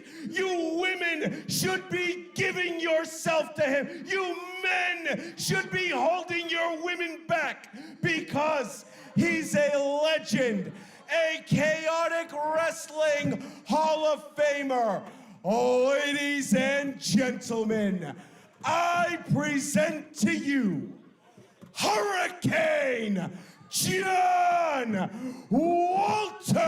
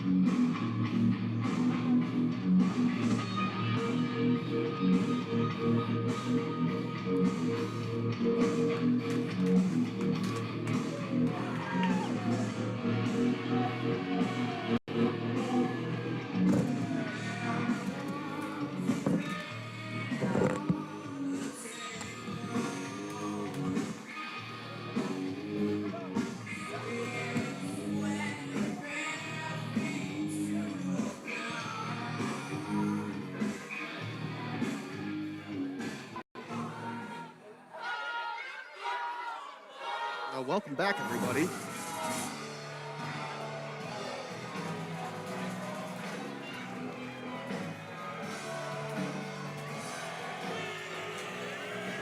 His opponent, wrestling out of Goffstown, New Hampshire, weighing in at 170 pounds, the SOB of the 603, Seabass Finn. And we see Seabass for the second time here tonight. Of course, earlier he came out to announce that he had gotten Sean the Vegan Keegan a New England Championship opportunity. That didn't turn out so well for Sean, but tonight a huge opportunity for Seabass himself going up against a Chaotic Wrestling Hall of Famer in John Walters. But of course, as Brendan Paul would know, we have to watch out for Mr. Sidney Bacabella. Everybody's got to watch out for Sidney Bacabella. He is a loose cannon. And oh, sorry. This is a match that Seabass Finn asked for several months ago when John Walters had a much different attitude than that he carries these days, now that he's under the employ of one Sidney Bacabella. But I remember talking with Seabass Finn saying, I want to wrestle John Walters. It's a match he's wanted. He's got it here at In Deep Water. There's the bell, and we are officially underway. Seabass Finn and Hurricane John Walters.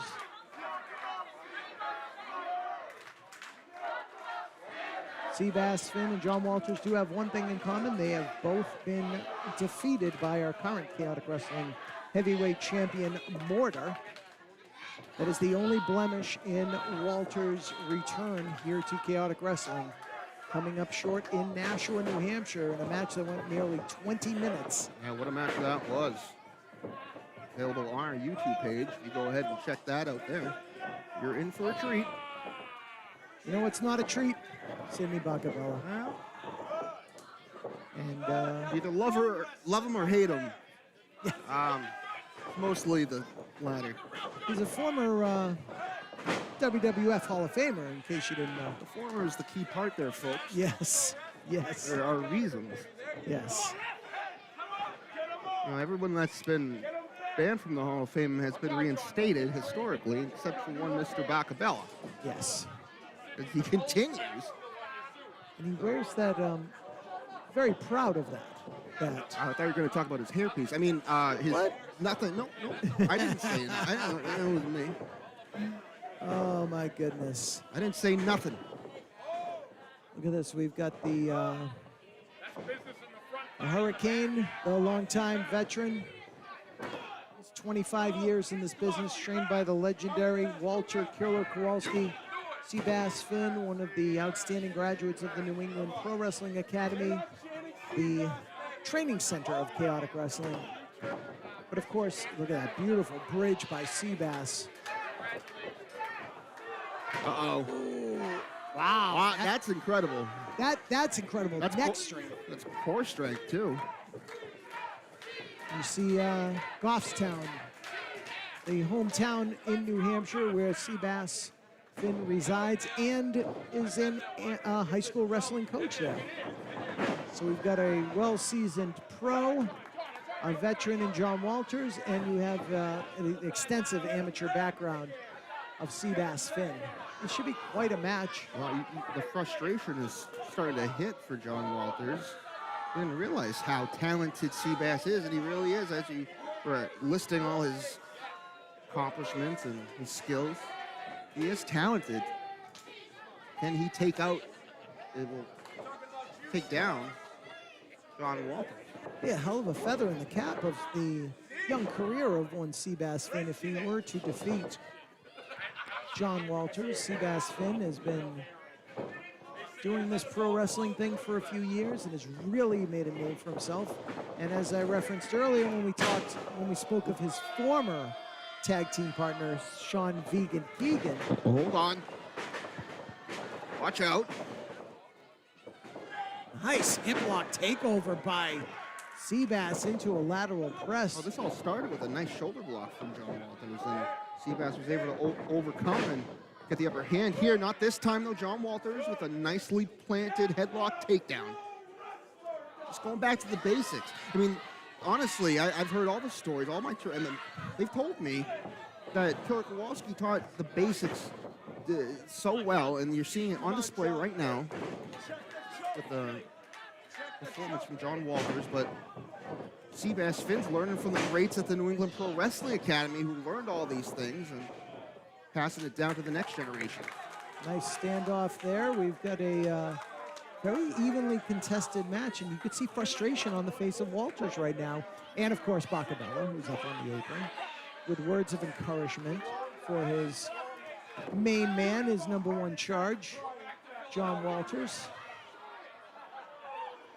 Walters, not as active as he was back in the day, but decided to come back to a place he's always called home, Chaotic Wrestling, a place where he has held the heavyweight championship, not once, but on 2 separate occasions. Nice roll through by Seabass, goes behind, and again with the arm. And again, deep arm drag, and into the armbar, immobilizing. Now, John Walters is in deep water. Yeah, well done.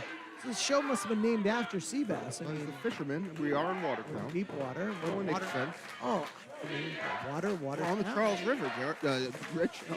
I love that dirty water. I almost called you George. I don't know where I got that from. Okay, that's fine. That's my dog's name. Oh, fair enough. That's how I think of you. If I call you Enzo or Ruby, then I'm referencing my dogs. How's that? All right. Fair. We'll be even. Watch out, though. Pretty evenly contested matchup so far, though. I'd say Seabass has continued time and time again to manage to get the upper hand. Count of 2 from referee Brendan Paul, who was shoved twice to the canvas by the Mecca Brian Johnson earlier tonight. I did hear from officials backstage, Mecca will be fined for his actions. I couldn't get the dollar amount, but you do not put your hands on a chaotic wrestling official. Watch out. Seabass was going for a DDT out of the corner. Walters had it well scouted. Back and forth. Oh, that knee to the midsection just stopped everything. A little pump handle here. Oh, God. Right across the back. Seabass might be questioning asking for this match with John Walters. He clamored for it. He got it. This is not the John Walters you want to be facing. This is an aggressive John Walters with Sidney Bacabella in his pocket. And this is it. Right there. Sidney Bacabella getting involved with the referee's back turn. Did he have his WWF Hall of Fame ring on when he connected with Seabass? God, I hope not. He did just put something in his pocket. Seabass and, of course, Sean Keegan, as we spoke of earlier, got some extensive training, not only at the New England Pro Wrestling Academy, but also that New Japan Pro Wrestling Dojo out in Los Angeles. And it's really done wonders, and he's been traveling all throughout these United States and has even appeared on New Japan USA shows, as that arm is now wrapped all right around the top rope, and a chop to the chest by Walters. Kick to the midsection.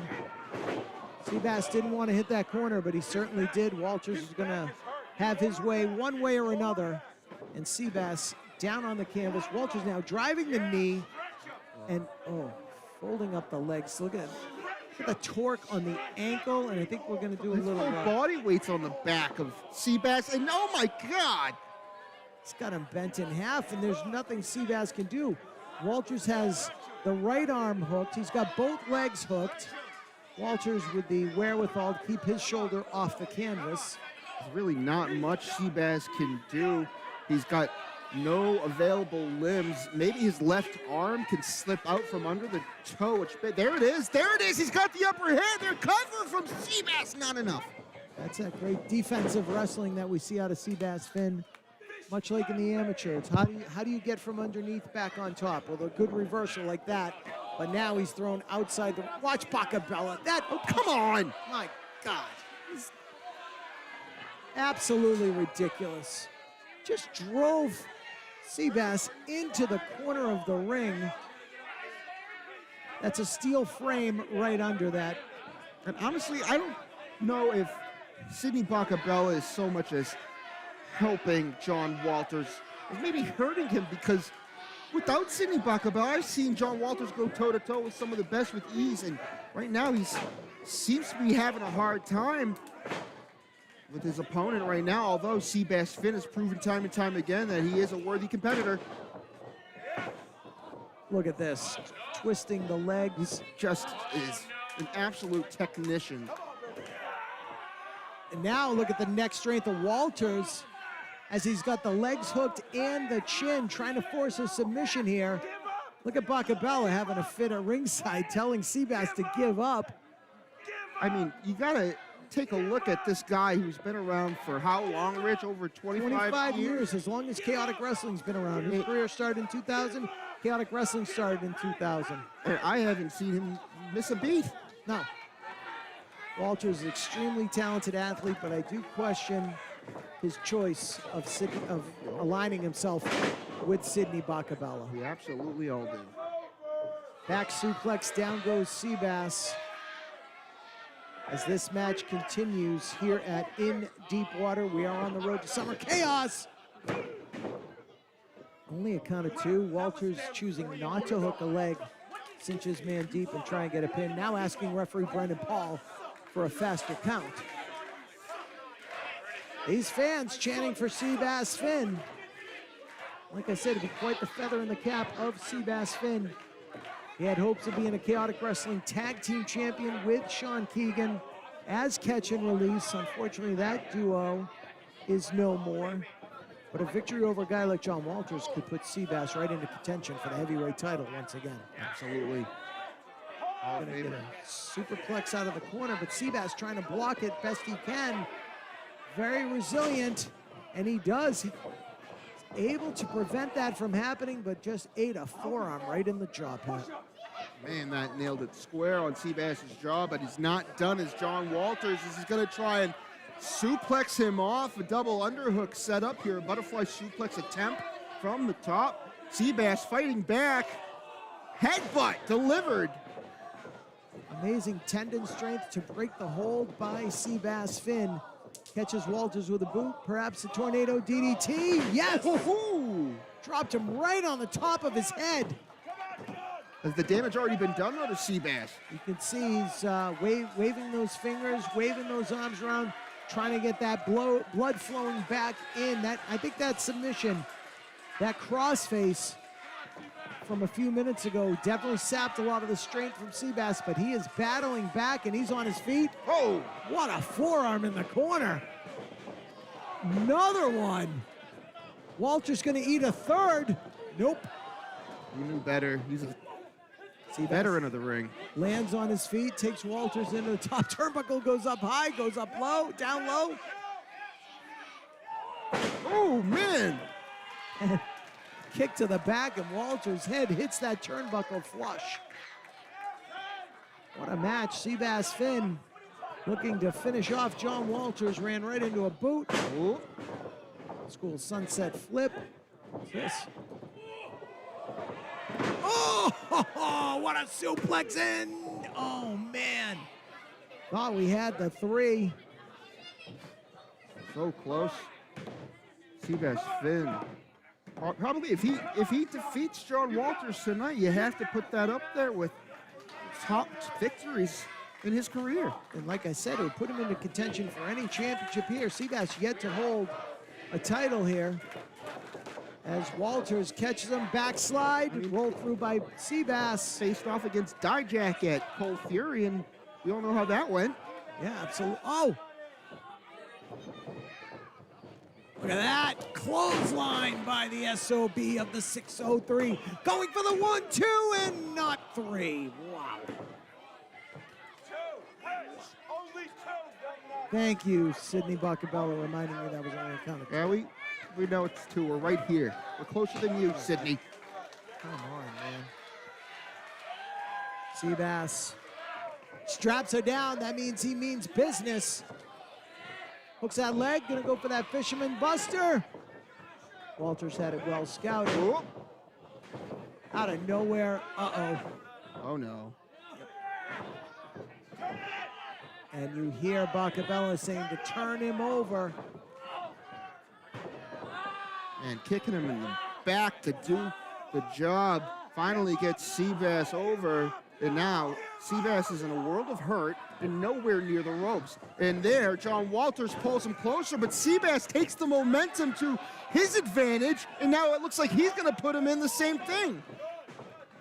The old sharpshooter to no avail. Clothesline ducked off the ropes. O'Connor roll. Instead of going for the pin, he hooks the legs and cinches it in. Oh! And now there's nowhere for John Walters to go, Rich.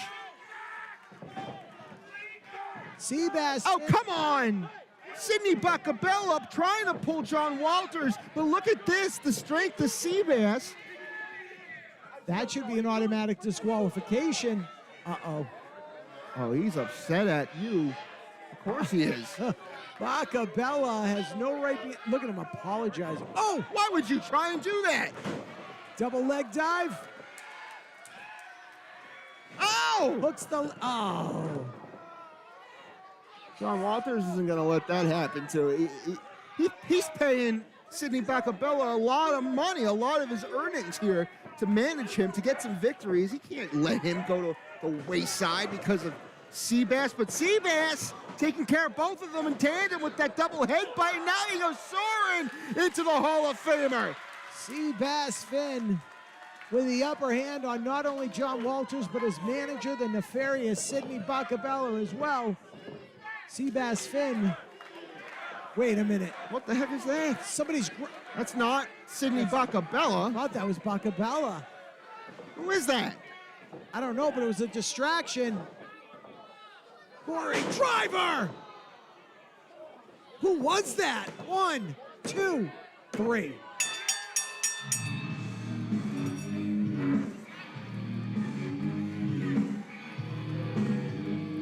Here is your winner, Hurricane Sean Walters. Who was that under the ring, Rich? I thought it was Bacabella. You said it wasn't. No, because Bacabella has the jacket on. The person that was under the ring didn't have any sleeves. I can't tell you. I don't know what happened. I saw the top of somebody's head. It definitely wasn't the hairpiece, as you said, of Bacabella. Something's up, and if Bacabella is behind it, I know it. Walters picks up another victory. What in the world? Poor Seabass. They're in chaotic. He's really going through it, honestly. Losing a friend and then he can't catch a break. Seabass Finn really gave John Walters more than Walters expected. As far as I'm concerned, Seabass Finn was trying to out-submission a submission specialist with that sharpshooter. Well, Seabass very dejected. A valiant effort. He did well against John Walters until all the shenanigans, but more to come, folks. We're going to let Rich take over in the ring and go from there.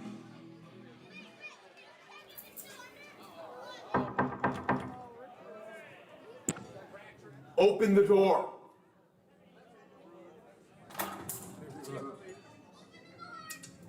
I think we talk. Sure. We talk. Okay. What was that?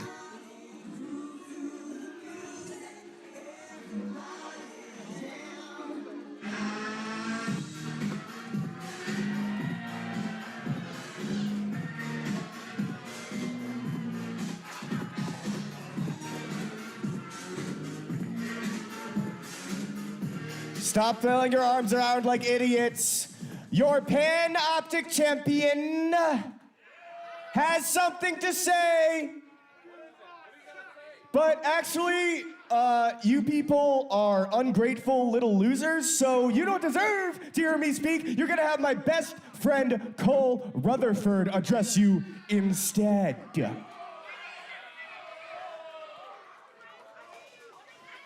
This man is on day 147 of his never-ending title reign. Never-ending, because nobody can stop him. It doesn't matter who you are. It doesn't matter if you're a Kung Fu master. It doesn't matter if you can bench press 400 pounds. It doesn't matter if you're fresh out of prison for second-degree manslaughter. If anybody in the back wants to embarrass themselves, they can come out right now.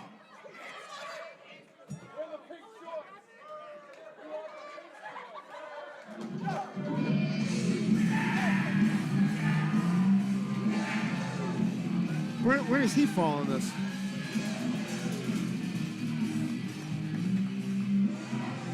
The Wheat Man. Ladies and gentlemen, accepting the challenge for the Panoptic Championship from Plymouth, Massachusetts, weighing 205 pounds, Patrick Wheatman!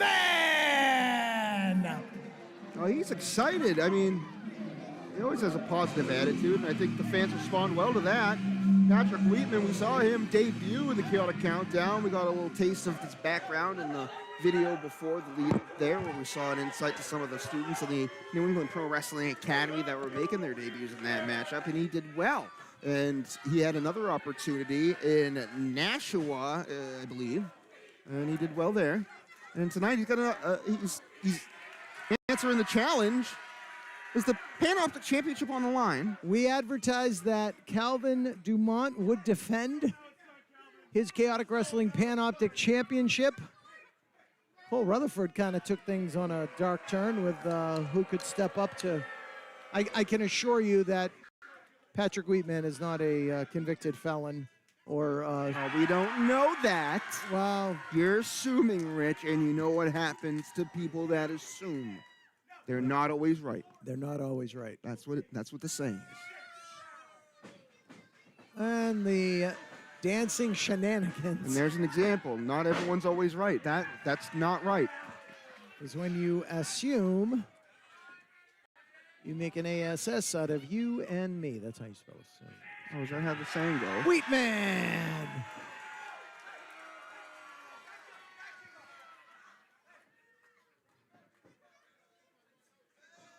Then there goes the shirt right through the curtain. Well done.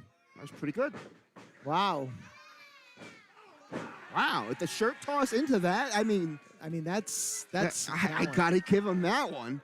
That was pretty good. What do you got, Wheatman? Well, now you messed up the shirt toss. Was that was a 1 out of 10 there. It hit the ropes, that's all. A lot of it. You got half the thing is getting over the ropes. Man. He didn't do anything. He just said, Wheatman! Remember Timmy on South Park? That's I remember. I think of the Wheatman! Whoa! All right, we're underway. Panoptic title on the line. Our third of 4 title matches apparently tonight. Main event coming up next. We're on the road to Summer Chaos. For those of you within the sound of my voice and Pat Matthews' voice, Summer Chaos, Friday night, September the 12th, Lowell, Massachusetts. You can get your tickets at chaoticwrestling.com. You can pick your own seat. Wait a minute, Dumont asking for a timeout here. Okay. Wheatman quickly, yeah, very smartly following up, grabs that leg. I think that's the first time someone used that adjective with Wheatman. Oh, oh, oh, a giant swing. Round and round he goes. It's an adverb. Oh my goodness. Shades of Claudio Castagnoli. What are we on, like 10 or 12 revolutions here? Oh, he is channeling Superman, the color of his gear. My goodness. Didn't expect that. This kid is strong. He is. He's the Wheatman. Wheatman. He's eating those Wheaties. This recent graduate of the New England Pro Wrestling Academy. High fives a young fan at ringside. Oh, man. It takes out Mr. Cole Rutherford. I think he was aiming for Calvin Dumont, and Wheatman, being the guy that he is, he feels a little bit bad. He took out Cole Rutherford. Oh, maybe not. Calvin Dumont way off his game right now. Challenged anybody in the back. Well, on behalf of his mouthpiece, Mr. Rutherford. Oh my goodness! Cole Rutherford got his retaliation, ducks quickly out of the way, and LJ Childress has no idea what just happened. As the count is now up to 3, and you know Calvin Dumont will not break that referee's count. He'll take a count-out victory to retain his title and won't even think twice about it, that's for sure. These fans love Wheatman. Series of stomps by the champion, 147 days, I believe that is, 21 weeks since Cold Fury, when Calvin Dumont captured the Chaotic Wrestling Panoptic Championship. He's been a fighting champion as well. I don't want to really give him too much credit, but... Fighting champion with the help of one Cole Rutherford, who I am sure his daddy is paying for his services. Down goes Patrick Wheatman right in front of us. You know, you weren't here on commentary. Not enough there for the cover for Calvin Dumont. You weren't here on commentary. I think it was last show in Tewksbury. Me, Julie, and Calvin Dumont sat down, and I asked him straight to his face. I said, you know, does Cole Rutherford happen to go to the same country club as your dad? Sure does. Sure does. I said, is that how you maybe you met him? He wouldn't answer. Interesting. Interesting. Well, he does, like when I used to be able to introduce our champion, it was from the trophy room at Daddy's summer home in Del Barton, New Jersey. So, and he might have mentioned a time or two that he was on an episode of The Walking Dead, I believe. Oh, has he? I don't know. Yeah, did you ever hear that one? Champion in control right now. Patrick Wheatman down. Dumont hooks the leg, gets a count of 2. He's certainly the star of that episode or 2 he was in, right? Oh, I mean, he was sorry. Sure. He was in the ads, right? Oh, yeah. They said featuring Calvin Dumont. Yes. Rightfully so, he's the Panoptic champion. Just taunting Patrick Wheatman. Oh, come on. You know, and Dumont's got to remember, he was in the same shoes as Patrick back in the day. Not Patrick Matthews, Patrick Wheatman. He borrowed his shoes? No, but he was in the same position where he was a young student at the New England Wrestling Academy, and he's taunting this young man who's just starting his young career. Debuted at the Chaotic Countdown. Back body drop. Wheatman could leave here. That would be quite an upset. Patrick Wheatman could capture the Panoptic Championship in what, maybe his second, third match here in Chaotic Wrestling? It would be something. Be absolutely impressive. As Wheatman chants. We've seen crazier things here in Chaotic Wrestling. Wheatman trapped in the corner. Dumont misses the charge. Oh, big clothesline. Another one. What a night of action here at In Deep Water in Watertown, Massachusetts. Oh, man! Good Lord. And although Dumont's got the experience advantage, Wheatman with a 25-pound weight advantage over the Panoptic champion. Very powerful young man. I'm still amazed at that giant swing that we saw from Wheatman. I was not expecting that. I don't think anybody was. Kid's very powerful. As Dumont, I don't think he knows his own strength. I don't think Dumont knows that Wheatman's measuring him in the corner. Splash in the corner. Out far side, comes back again, goes up and over, lands on his feet. Ooh, forearm from the outside in. Patrick Wheatman. Going on, be careful, that's dangerous territory. Oh my God, especially when you got Cole Rutherford there. Jeez. That was a rough landing for Patrick Wheatman. Oh, that was rough as well. Knee to the back of the head, face first to the canvas. Calvin Dumont retains his Panoptic Championship. Here is your winner and still Chaotic Wrestling Panoptic Champion, Calvin Dumont.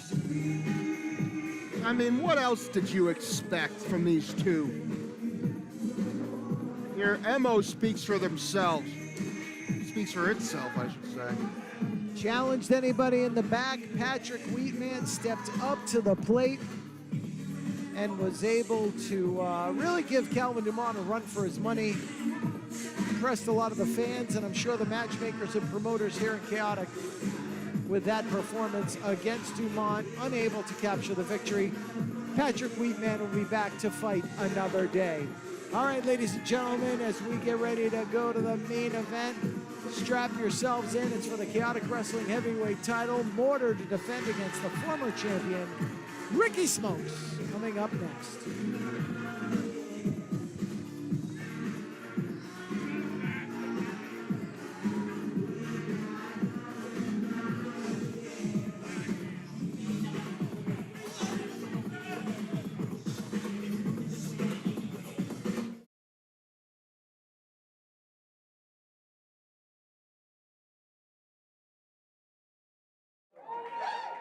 All right, ladies and gentlemen, we've had a little bit of everything here tonight, right? You know, the bar's still open, right? Tip your bar staff, we still got concessions. My man Steve holding everything down back there. Get those limited edition Chaotic Wrestling 25th anniversary shirts while you can. And Thursday night, Everett, Massachusetts, Night Shift Brewing. We're gonna do it on a Thursday night at Owl Mania 6, 7:30 bell time Thursday night. If you could join us, ChaoticWrestling.com has all your information. And then Summer Chaos, Friday, September 12th. Doubleheader weekend, Saturday the 13th. We're celebrating 25 years. Couldn't have done it without each and every one of you. Give yourselves a big round of applause here in Watertown. We truly appreciate you guys supporting Chaotic Wrestling. Here's to another 25 years. With that, ladies and gentlemen, it is now time for your main event of the evening.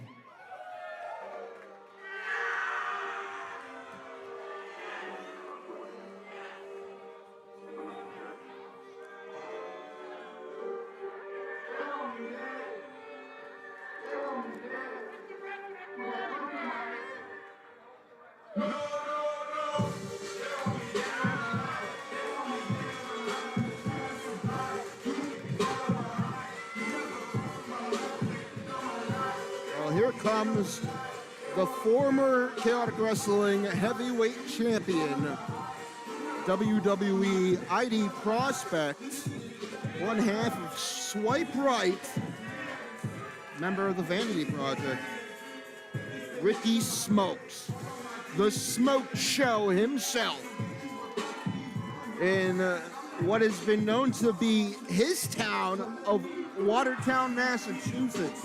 Not too far from where he grew up in Saugus.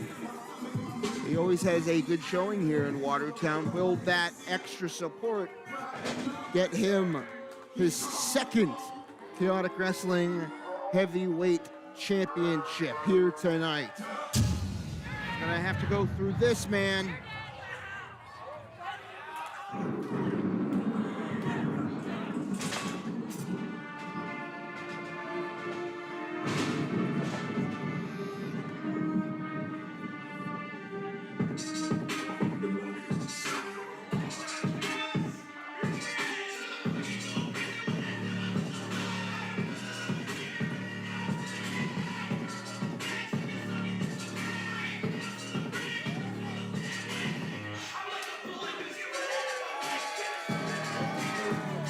Here comes the man that took the heavyweight championship from Ricky Smokes at Cold Fury. Mortar, our Chaotic Wrestling heavyweight champion. He's been a fighting champion ever since he won the championship back in spring. And we all know that there is a lot of history between Mortar and his opponent tonight, Ricky Smokes. These two know each other so well.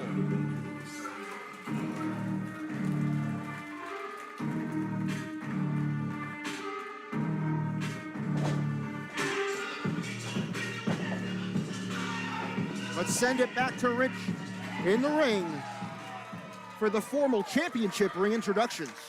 Ladies and gentlemen, your Chaotic Wrestling in Deep Water main event is scheduled for one fall, and it is for the Chaotic Wrestling Heavyweight Championship. Introducing first the challenger to my left. He is the former Chaotic Wrestling Heavyweight Champion, wrestling out of Saugus, Massachusetts, weighing in at 204 pounds, the Smoke Show, Ricky Smokes.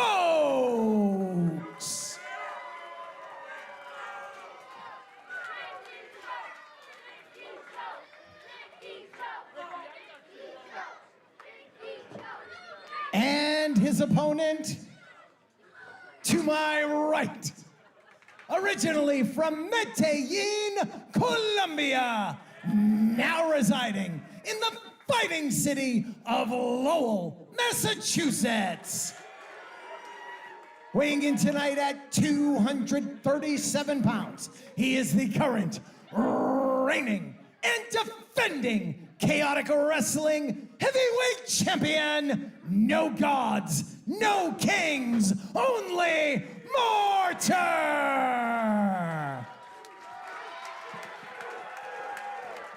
And this might be historically Smoke's territory, but tonight, you can't argue the reaction was much stronger for our heavyweight champion, Mortar.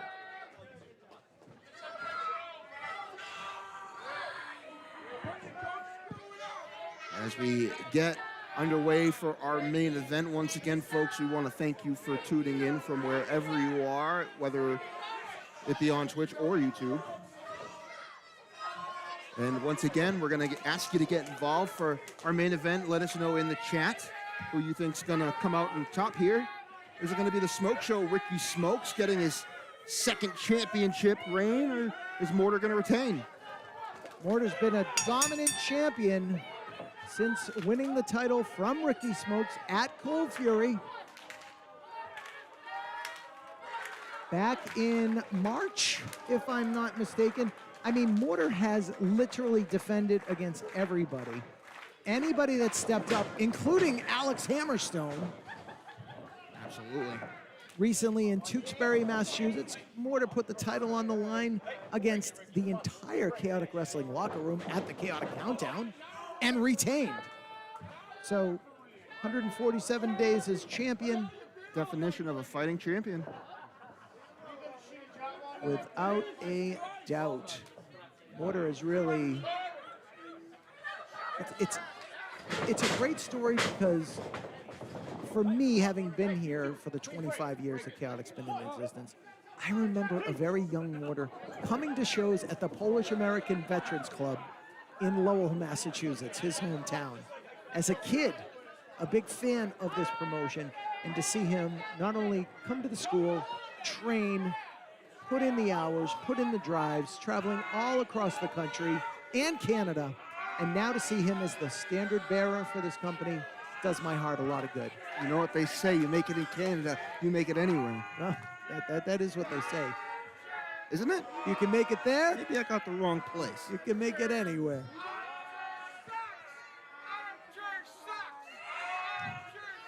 And Ricky Smokes, like you said, looking to capture his second Chaotic Wrestling Heavyweight Championship.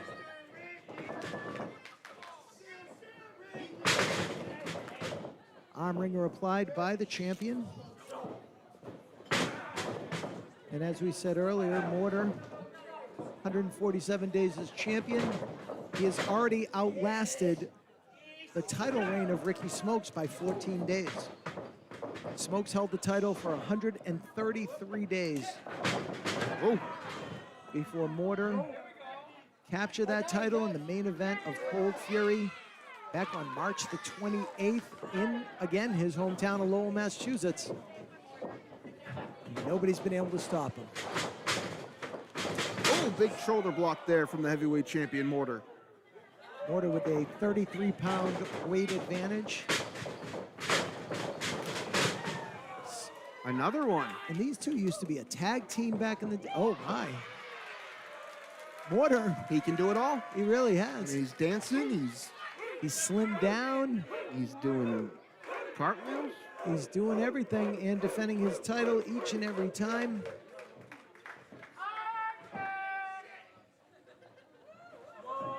This is his 9th title defense since capturing it. So you want to talk about a fighting champion, as I said, guys like national stars, international stars like Alex Hammerstone, defending against everybody in the Chaotic Countdown.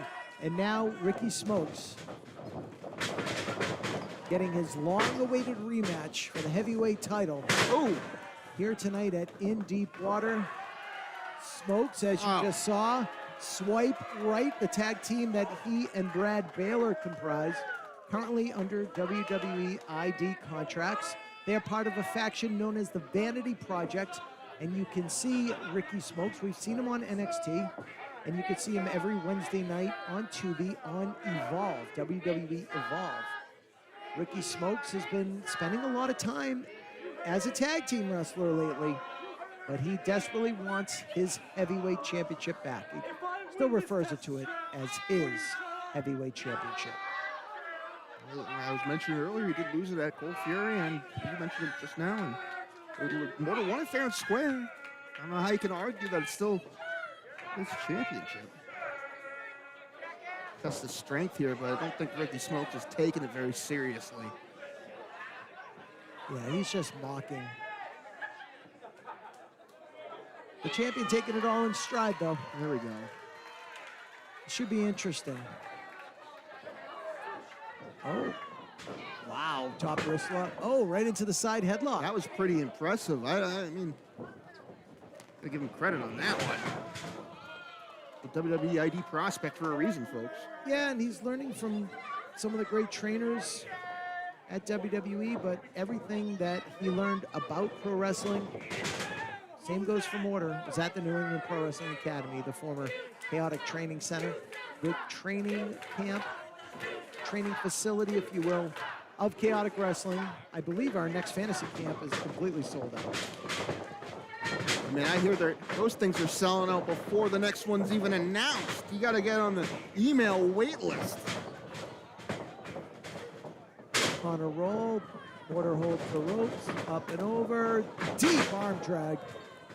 By Smokes, went for a second, gets rolled up by Mortar and a count of 2. Oh!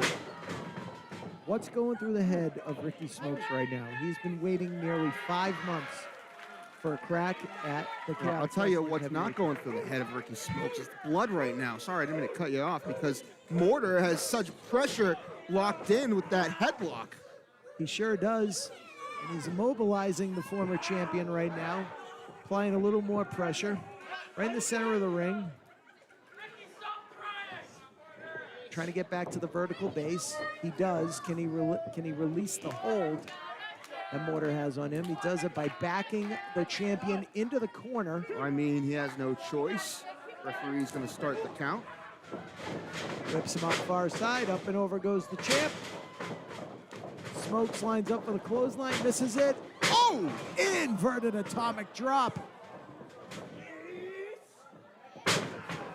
Ooh, and Smokes feeling the pain from that atomic drop off the ropes. O'Connor roll. There we go. Oh! Watch out! It's Ricky Smokes' territory on the outside in the apron. He loves to hit that bow and arrow. Ricky Smokes going up. A little showboating right there. Maybe just get in the ring a regular way instead of a little vault over the top rope. And Mortar now taking advantage. Drop kick sends Smokes to the outside. Mortar still, time and time again, continuing to get the upper hand on Ricky Smokes. A thorn in his side. Off the rope, suicide dive to the outside. Into the guardrail goes the Smoke Show. Dominant champion is Mortar, never turning back a challenge. Ricky Smokes with a chip on his shoulder.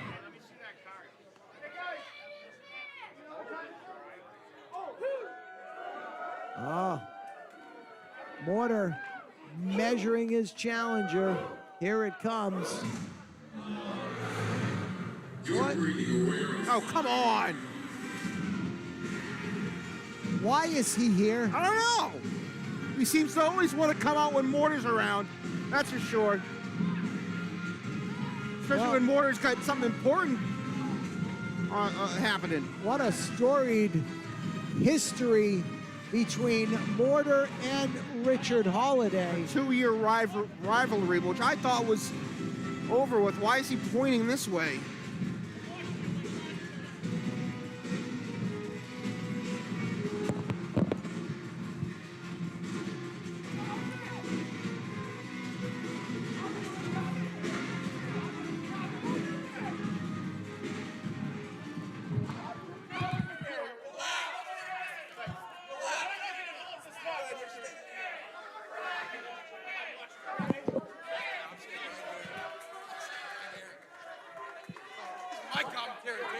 That's Richard's spot. He always sits there. That's his favorite spot.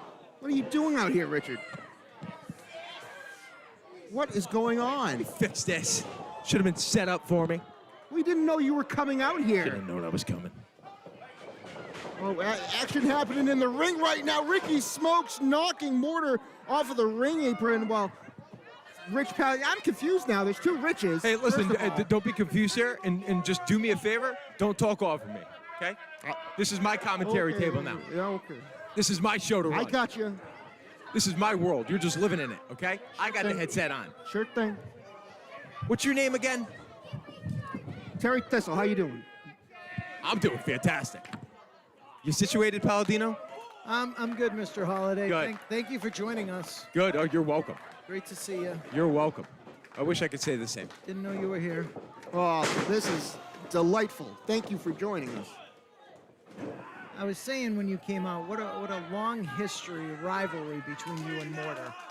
So now that he's got the heavyweight title, now you figure, Listen, look for an opportunity. everything in my life is an opportunity. Every waking second is an opportunity. Okay? Mortar, stop looking at me. You want to call this a rivalry, you want to call it a saga, whatever it is. Mortar's been a pain in my butt for 2 years. 2 years has been a thorn in my side. That's going to be coming to an end sooner than later. And it's going to be coming to an end when I take that heavyweight championship. And mark my words, I will take that heavyweight championship. Would you argue that you've been a thorn in his side every time this guy has something important going on? You come out here and you cause chaos. I'm a thorn in the industry side.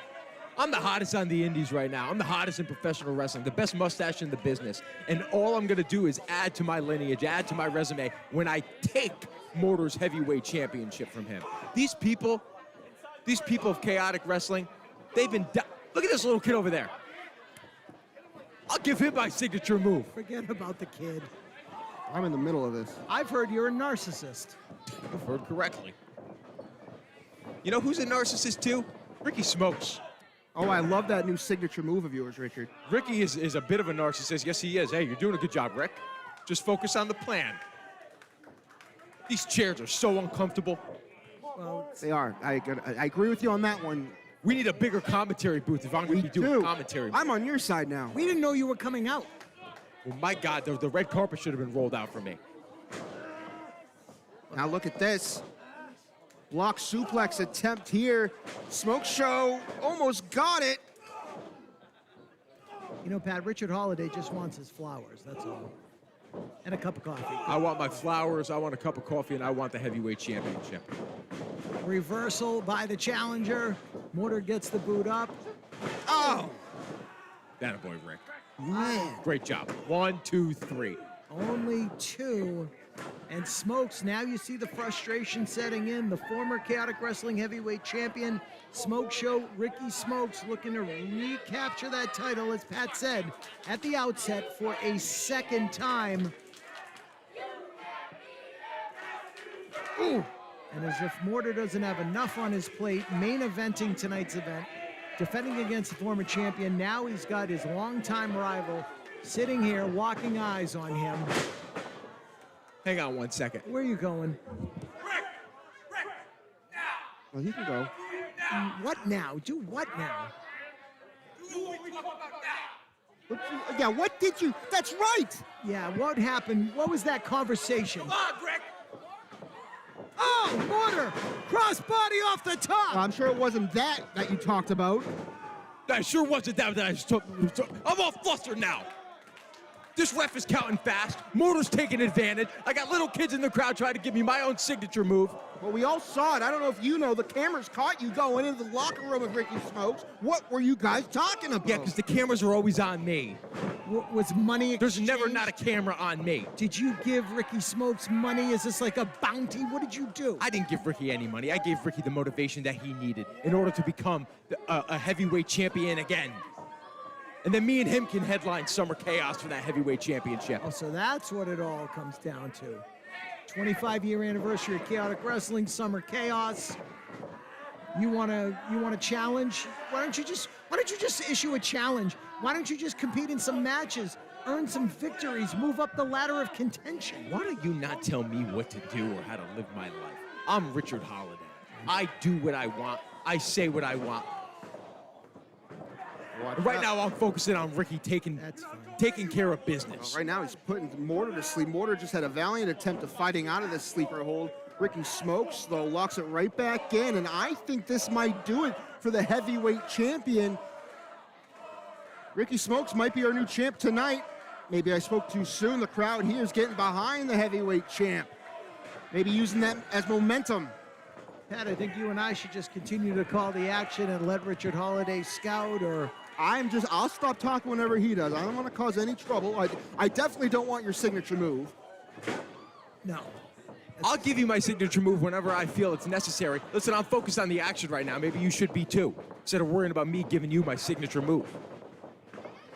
Mortar gets behind. Beautiful suplex right in the center of the ring. Both men are spent, though. Right on his skull. Both men are down as this main event has more than delivered all kinds of action, all for the heavyweight championship of Chaotic Wrestling. Mortar, who's held that title since Cold Fury. Mortar got the championship and business has flatlined. Chaotic is dying for a champion like me to come into play. Mortar outlasted everybody in the Chaotic Countdown, and then you showed up and ruined the whole party. I didn't ruin the party. I made the party. I am the party. Oh, man! And Takiri to the back of the head. Down goes the smoke show. Big senton. 237 pounds of mortar across the chest of Ricky Smokes. Smokes is gasping for air at this moment as these fans solidly behind. No gods. Come on, Ricky. No kings. Turn around, Rick. Mortar. Oh! Yes. Smokestack! Koto! Mortar! Boston Crab! Locked in! Don't you dare tap, Ricky! Ricky, don't you dare tap! Mortar had that well scouted. He knew those knees were coming, able to roll through, turns it into a Boston Crab, trying to force a submission right in the center of the ring. Looked like Smokes was going for that one-hitter, but you're right, Mortar had that 100% scouted, when able to turn this into his signature move, Boston Crab. Listen, I will send a cease and desist straight to your door if you say that somebody else has a signature move. Hey, that's why I have Rich. Mine and mine only. As long as you're not going to hurt me. I'm just over here. Smokes able to reach that bottom rope, forces the break. Mortar rolls to the outside, plotting his next maneuver while adhering to the referee's 10 count. Yeah, let's see if he adheres to the 10 count. He might take the cheap way out, the easy way out, and get counted out right now so he can retain his championship. I mean, if we look at... Because he's a coward. He's defended his championship with honor and pride and dignity since Cold Fury back in March. And there you go. He rolls his opponent back in. Look out! Oh, my God! Suicide dive to the outside by Smokes, much like we saw from Mortar at the outset of this match. As the action continues, finally back inside the ring. There's that spear. Is that what you were talking to him about? Bow and arrow. Dude. That looks like a 3 count to me. Mortar hanging on, kicks out at 2. These two know each other so well. They've battled for years. I got the right mind to go in there and give this referee my signature move. Oh, God. I'll give him my signature move. You count slow like that again. I'm glad you're in the middle here, Rich. I didn't know he was coming. I was going to step out and let him talk, but I figured we get some objectiveness in here. You can stay as objective as you want. I don't care. Call the action. I don't really care about how commentary goes. This is for me. I'm doing this because I need to do this. I need to make sure that Ricky takes care of the business that we talked about. Right, Rick? Right, Rick? The business you won't tell us. Because it's none of your business. It's my business, not yours. It's on a need-to-know basis, and apparently we don't need to know. I got the message loud and clear, all right? Smokes has the upper hand. I'm not going to get anything out of him. Oh!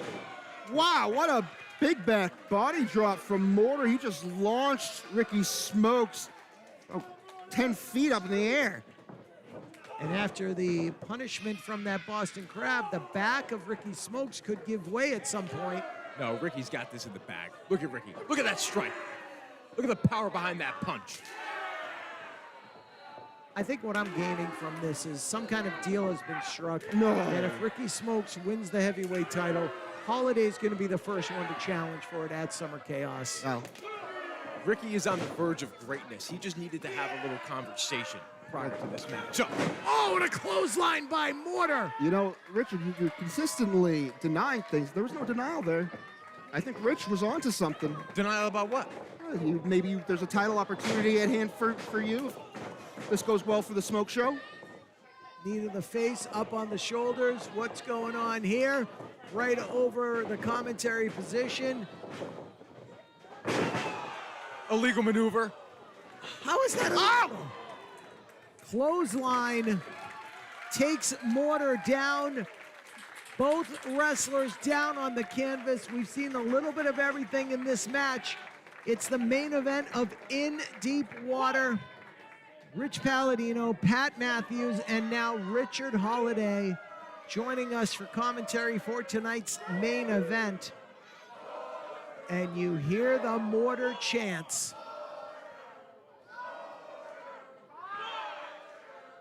Actually, what town are we in tonight? We're in Watertown, Massachusetts. Might as well rename it to Idiot Town, Massachusetts. They're chanting Mortar like this. It's a combination of Mortar and Choke Show for the Smoke Show, Ricky Smoke. Who paints their face in 2025? Our heavyweight champion does. 6 years, we're gonna end this fight. Put those hands up. Come on. Oh, What are they having, a conversation? Mortar says, put your hands up. I think they're gonna, the wrist tape's coming off. I think we're gonna have a good old-fashioned slugfest. Oh no! What the hell was that? I think Ricky Smokes is out on his feet, now down on the canvas. Well, check him, ref. Make sure he's okay. Did he collapse? That was pretty sudden. He's somewhat responding to the referee. What the hell was that? It's very warm in this building. That was very... Oh, it was a ruse. We've been hoodwinked. Come on. Bamboozled. That's how you do it, Smokes. Smokes now trying to roll Mortar over for the Boston Crab. A series of kicks to the midsection. Smoke Show is literally doing everything. We could get a submission here. Mortar's gonna tap out. Uh-oh. And Ricky Smokes laying the boots in on Mortar. Double stomp to the back. You think he hit his head? Might have been right up Hit on him, the Rick. neck. What do we got here? And now he's going to go for that Boston Crab again. This is Mortar's move. That would be justice for Ricky Smokes if he can force the heavyweight champion to tap out. Look at that finger. That finger's moving. He's gonna tap. He's gonna tap, That doesn't Rick. count as a tap. He's gonna tap, Rick. Come on. He might be out. The arm's up one. That's one. Two more. Checking the arm again. The arm collapses. One more to the canvas, and we're going to have a new heavyweight champion. Mortar could be done. Arms up. No! No, he's up. I think it hit. No. I think it touched the mat. Never Definitely touched did. the mat. We're close. We're right in the action here. I didn't see it hit. Referee Brendan Paul, great call right there. Mortar now literally kicking the face of Ricky Smokes. Inside cradle, hooks the legs, and got him. Are you kidding me? He tapped out. He tapped. Here is your winner, and still Chaotic Wrestling Heavyweight Champion. No gods, no kings, only Mortar. That clearly didn't go according to plan. I don't know what you two talked about in the meeting, but it certainly couldn't have been that. We are never going to know, but after all that back and forth, it came down to a traditional wrestling maneuver, a small package.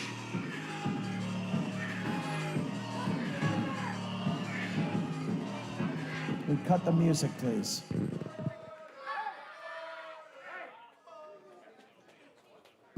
done this way too much, brother. All right? This, between me and you, this personal vendetta we have has gone on way too long. Get up here, stand on your 2 feet, and shake my hand like a man. That's what it's all about, sportsmanship. Mortar very audibly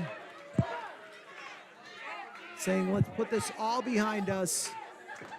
Let's shake hands. Will Smokes acquiesced. The fans want to see it. I'd like to see it. And guess who's getting, oh, and here comes Holiday. Come on. Good Lord. I'm just surprised it didn't happen during the match. And Smokes is just sitting there watching. We're never gonna, oh, there what we talked about. He's referencing it again. Yeah, man. Come on. This is the problem with being the heavyweight champion. He's got a target on his back and his front. Nobody's gonna come out and help Mortar. Mortar is he's about out on his feet in the corner.